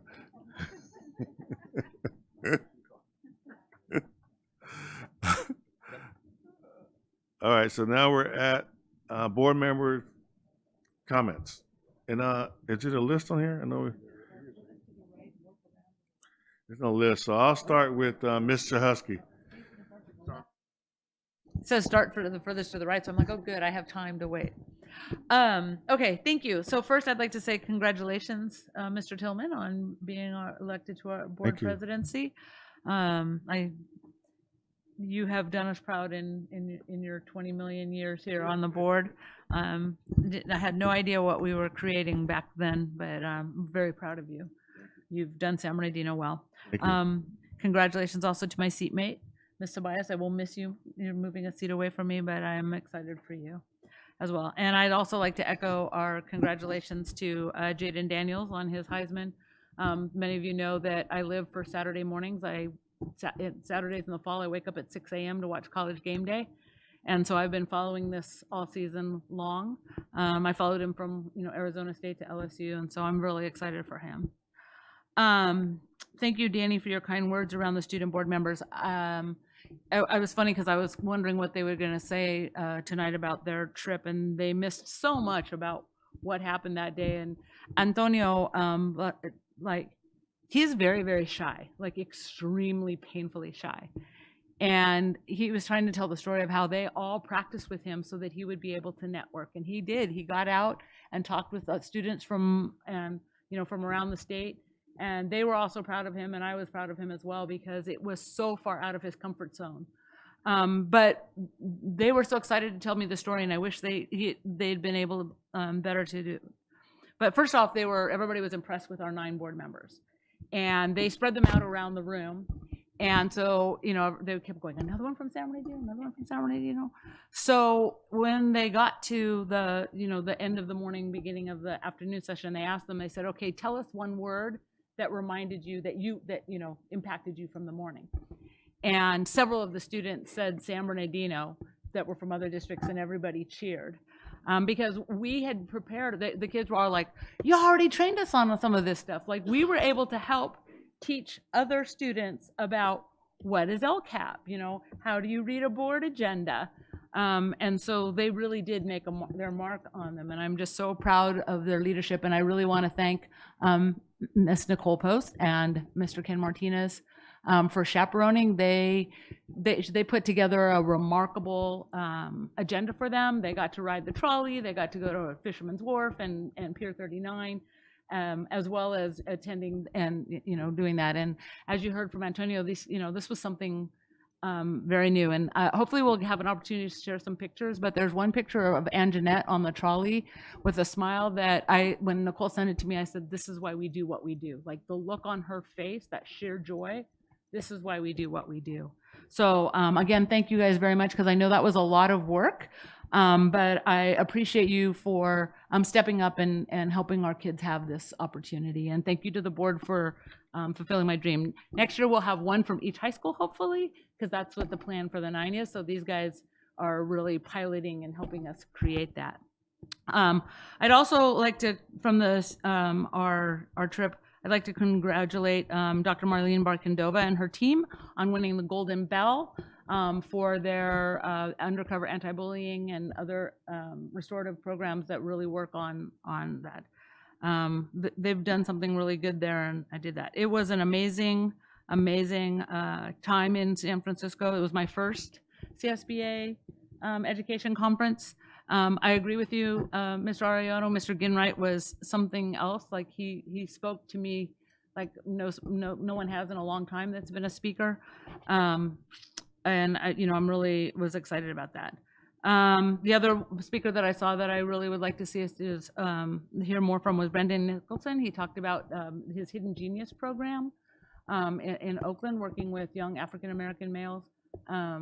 I'd just like to know, see if we could get some more on what he's doing, and just to kind of see how it compares to what we're doing, and if there's something maybe we can learn from him to bring into our Sankofa, into our ETSA program. I just want to say Merry Christmas to everyone, Happy Holidays, Happy Hanukkah, because we're in the middle of Hanukkah right now. Happy Kwanzaa, whatever you celebrate. Ready for a new year and new adventures. And just to say that I've kind of been out of it for the last week, so I apologize to all the people that I didn't respond to. But I have a brand new grandson. Declan Bowe was born on Wednesday, and so I was up taking care of grandson number 1, who is 2. And yeah, I didn't answer phones or do anything. I just played trucks and went to playgrounds. So thank you all for just being so supportive. This has been a blessing. This is my 1-year anniversary being on the board, and it's been an amazing experience. And thank you, Mr. Arellano, for agreeing to come back and really making this an exciting time for San Bernardino. It's a great place. We are San Bernardino strong. We are going to shine, and you are a big part of that reason. So thank you. Hi, Ms. Ceballos. Thank you so much. Good evening. Just kind of along the same lines, I want to also congratulate Jaden Daniels and his family, on that amazing achievement and obviously making us proud. I don't have the pleasure of meeting him personally, but hopefully, I do, maybe at that parade. Also, I want to thank Supervisor Baca for the continued partnership and support. We are going to definitely utilize those funds to, provide that health center for Indian Springs. And I want to thank personally Dr. Rodriguez for, making that possible. I also want to congratulate Positive Youth Development, Marlene Bakandova, but specifically also Michelle Myers and Stephanie Fletcher. And I think they have a third member to their team that I haven't yet met, but congratulations to them for winning the CSBA Golden Bell Award. I was so sad to not be able to be there, but it is what it is. But congratulations. In spirit, I was there, and I was very, very happy for them, since I am a supporter of their program. Also, I want to take the moment to thank Mickey. I know Ms. Chahusky, when I first got on the board, we didn't have board members, and I know that before student board members, and I know that before that we only had, I think, 1 or 2 board members, and I know that this board was very committed to bring at least 7, because we wanted to expand the opportunity to more students. So we wanted to each have kind of like our own to be able to provide that opportunity to more students. I don't know how it ended up being 9, but I'm glad that it did. Hearing the amazing time and the opportunities and experiences that they've are having and that they were able to have at CSBA really just fills my heart with joy. Thank you to Nicole and Mr. Martinez again for just supporting them in that way as well. And to Ms. Chahusky, because she has taken the bulk of that work, which I truly appreciate personally. So thank you for that. And then also lastly, thank you to the presentations that were provided tonight. Also to Superintendent Arellano for showing us kind of our current state and acknowledging the previous work, and really just in a very calm and peaceful and humbling way, just helping us all work in that direction. I've been very excited, and I continue to be very excited. I think that one of the most exciting things for me personally is and has been just really getting back to that humbling place, right? Serving with humility. I think it's really important, not being afraid to, like I said, make mistakes and, say it's okay, where are we at? And the fact that you've been able to do that and are doing that with Cabinet and are sharing with us, the tremendous growth, that you're seeing and that they're making, like, it just makes me feel really, really proud of them and of our team.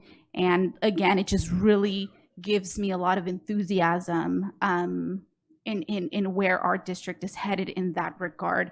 And I have no doubt that we will be a stellar institution of academic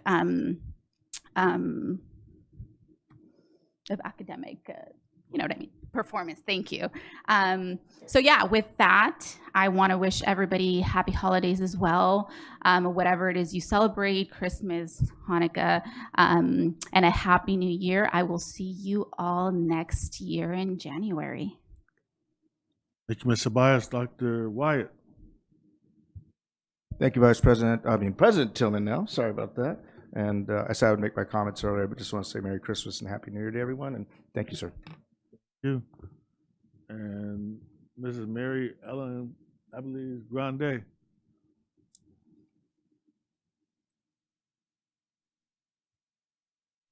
Okay, it's been a while since I've spoken about my subacute project, and I just want you to know I've been hard at work. I have at least 8 pieces of research that come from very notable resources, and I have engendered a great deal of interest in several significant people.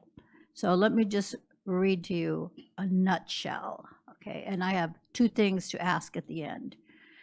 Systemic segregation of children and youth with chronic and long-term disabilities occur in every hospital. It has always been so and will remain as long as no one cares to look at it. The 1 hour students receive with a teacher per day is meant to count as a full day's attendance and not meant as equity in educational experiences. What is that we said equity lens is a foundation? Well, this is it right here I'm looking at. The Ed Code clearly states home and hospital designations are meant for temporary disabilities with an end date indicated in the IEP. And specifically, it states it is not to be used for students with exceptional needs. And yet we do use it. We always have used it. We still continue. I ask that we use equity lens as a foundation for these children and this issue. We do not have equity for these students in facilities, in teaching, and providing a learning environment along with the clinical environment. And I am here to sound the alarm on what is ahead for our students who will soon be identified and designated with mental health needs, general education students. They will leave their homes and school sites to be placed in a rehab or hospital setting where their education will be placed on hold. And right now, hospitals are clearing out storerooms, janitor's closets, anywhere they can place a bed for our general education students with hopefully temporary mental health needs. There will be no facilities for these students either. I have spoken to Tony Thurman and he agreed with me. He gave me his card and told me to call him and we would talk about it. We must do more. And Eloise Reyes, I also talked to her. She said she would help promote the change and or greater clarity with Tony Thurman. Further, she has the ear of our new speaker, Robert Rivas, and our legislative member to CSBA is happy and ready to promote change. because the problem is perhaps found in the interpretation of the Ed Code. Further, we must recognize that the federal block grants language itself states that Children's Hospital for Long-Term must offer everything that the student needs or the child needs, including education, alongside both clinical and home environment. And there it is. It is we, school districts, and our hospitals and rehab centers, hospitals who are not providing it. We must build a children and youth school hospital school that offers classrooms, teacher space, furnishing, and teacher supplies equitable to what all children currently have. So stay tuned. And I have one more thing. I request information on what our current agreement is with the hospital in our relationship. I think I spoke to you, Terry, about it, and you're going to look into that for me. And next, the subacute director has in fact given me an open invitation when I am ready that she would set up a meeting with the Common Spirit and Dignity Health, who have just recently merged, and have an ask ready. The end. Merry Christmas to everyone. Thank you. Thank you. And Mrs. Abigail Rosales Medina. I'd definitely like to say happy holidays to everyone, which Christmas, Kwanzaa, we have Hanukkah. There's so many great events going on. I do want to find out, as maybe an ask, many years ago when my children were still small, and I believe many families were going through the recession and didn't have any funding to buy their own children toys. And so I remember through an elementary school program, there was a pamphlet being sent out, and I just want to follow up to see if we're actually, whatever the organizations, or maybe those organizations where our students or families of parents are able to sign up for a toy. I know that year saved my children, because that was the one gift I got delivered in front to my doorsteps, and I quickly wrapped them up and put under the tree, and that's what was that one gift. We don't know where family circumstances are, and so that pamphlet or paper that was given to the schools, to our students at the schools, helped me fill it out and then submit it, and you know, that was our blessing and our gift. I just want to follow up with the district to see if we're doing something like that similar. If we are, that's great. Maybe we want to highlight it. Maybe we can get more contributions to those programs through at least recognizing what they're helping us, our students with and families with. And that's basically it. Thank you. Thank you. Ms. Felicia Alexander. Thank you. Well, I'll first start off with my congratulations to President Tillman and Vice President Ceballos on your appointment today, and thank Dr. Scott Wyatt for his presidency. And just, I want to start off with, I think the last time we met, because we haven't met since November, and we had a very successful San Bernardino Turkey Trot. It was our 9th year. And I want to put a special shout out to the students that came out to support. So we had students from Pacific High School, from Cajon High School, even the track teams that participated, middle, college, high school primarily, because they prepare for the LA Marathon. So for the past 5 years in particularly, they have been coming to our race and building up their stamina to participate in the LA Marathon. So I want to just put a shout out to all the students and also staff members that came out to support. We had over 800 people. So very proud and happy. So hopefully you all will come next year, because you'll have fun, I promise you. Congratulations to Jayton Daniel. Really proud, you know, just to have someone from our city, but just to be able to, also for him and his family, a lot of pride there. A couple of other updates. CSBA I also attended. I thought it was great. Congratulations to the youth development team and Dr. Sandra Rodriguez as the leader. So great job. I attended the barbershop apprenticeship graduation. Thought that was great. What I found really interesting about the graduation is that each graduate spoke about their experience. And they had a speech about either talking about just overall hygiene, being a barber, to their experience of just starting their own business. Their leaders are all barbers.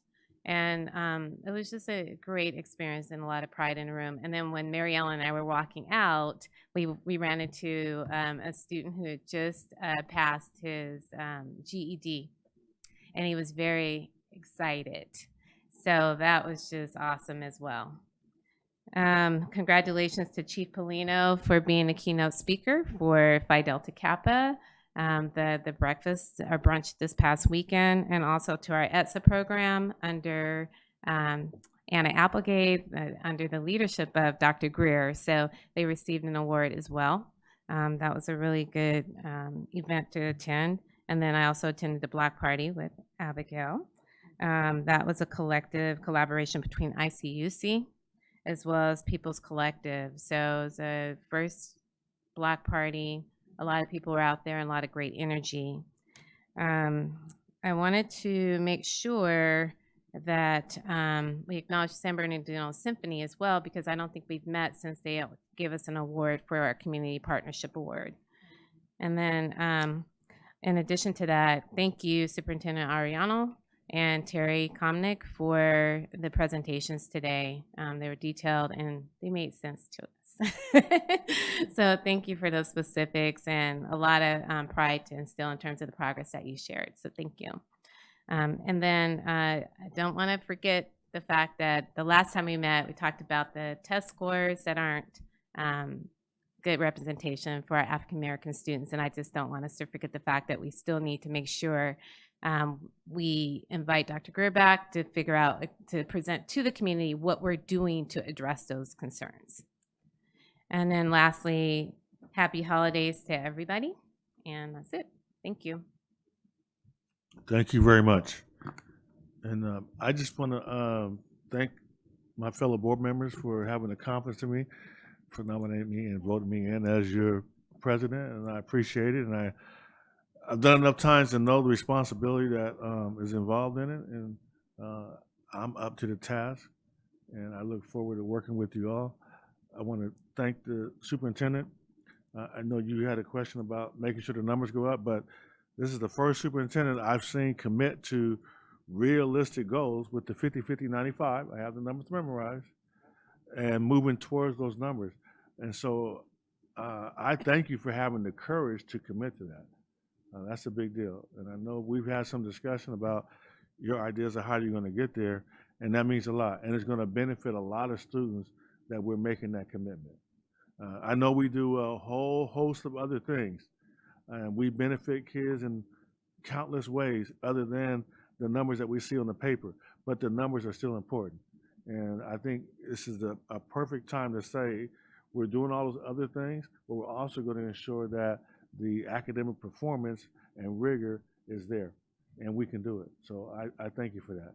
And I look forward to working together to make sure that it happens. And with that, I'll go to the superintendent and staff. Good evening. The first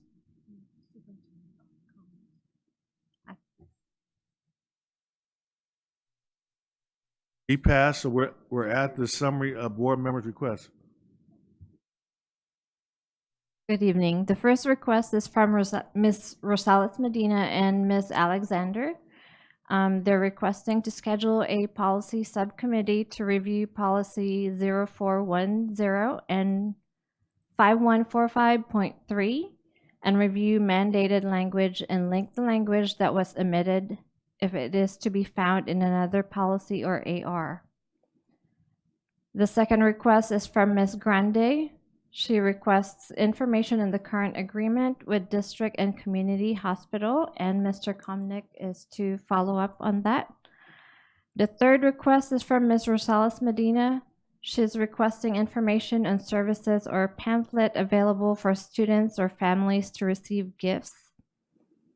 The last request is from Ms. Alexander, requesting to bring Dr. Greer back to speak about how we are addressing concerns about African American student achievement. Thank you. Thank you. Entertain a motion to adjourn. Motion to adjourn. Second. It's been moved and second, and we will adjourn. Thank you. Seems like the first time to me. You did great.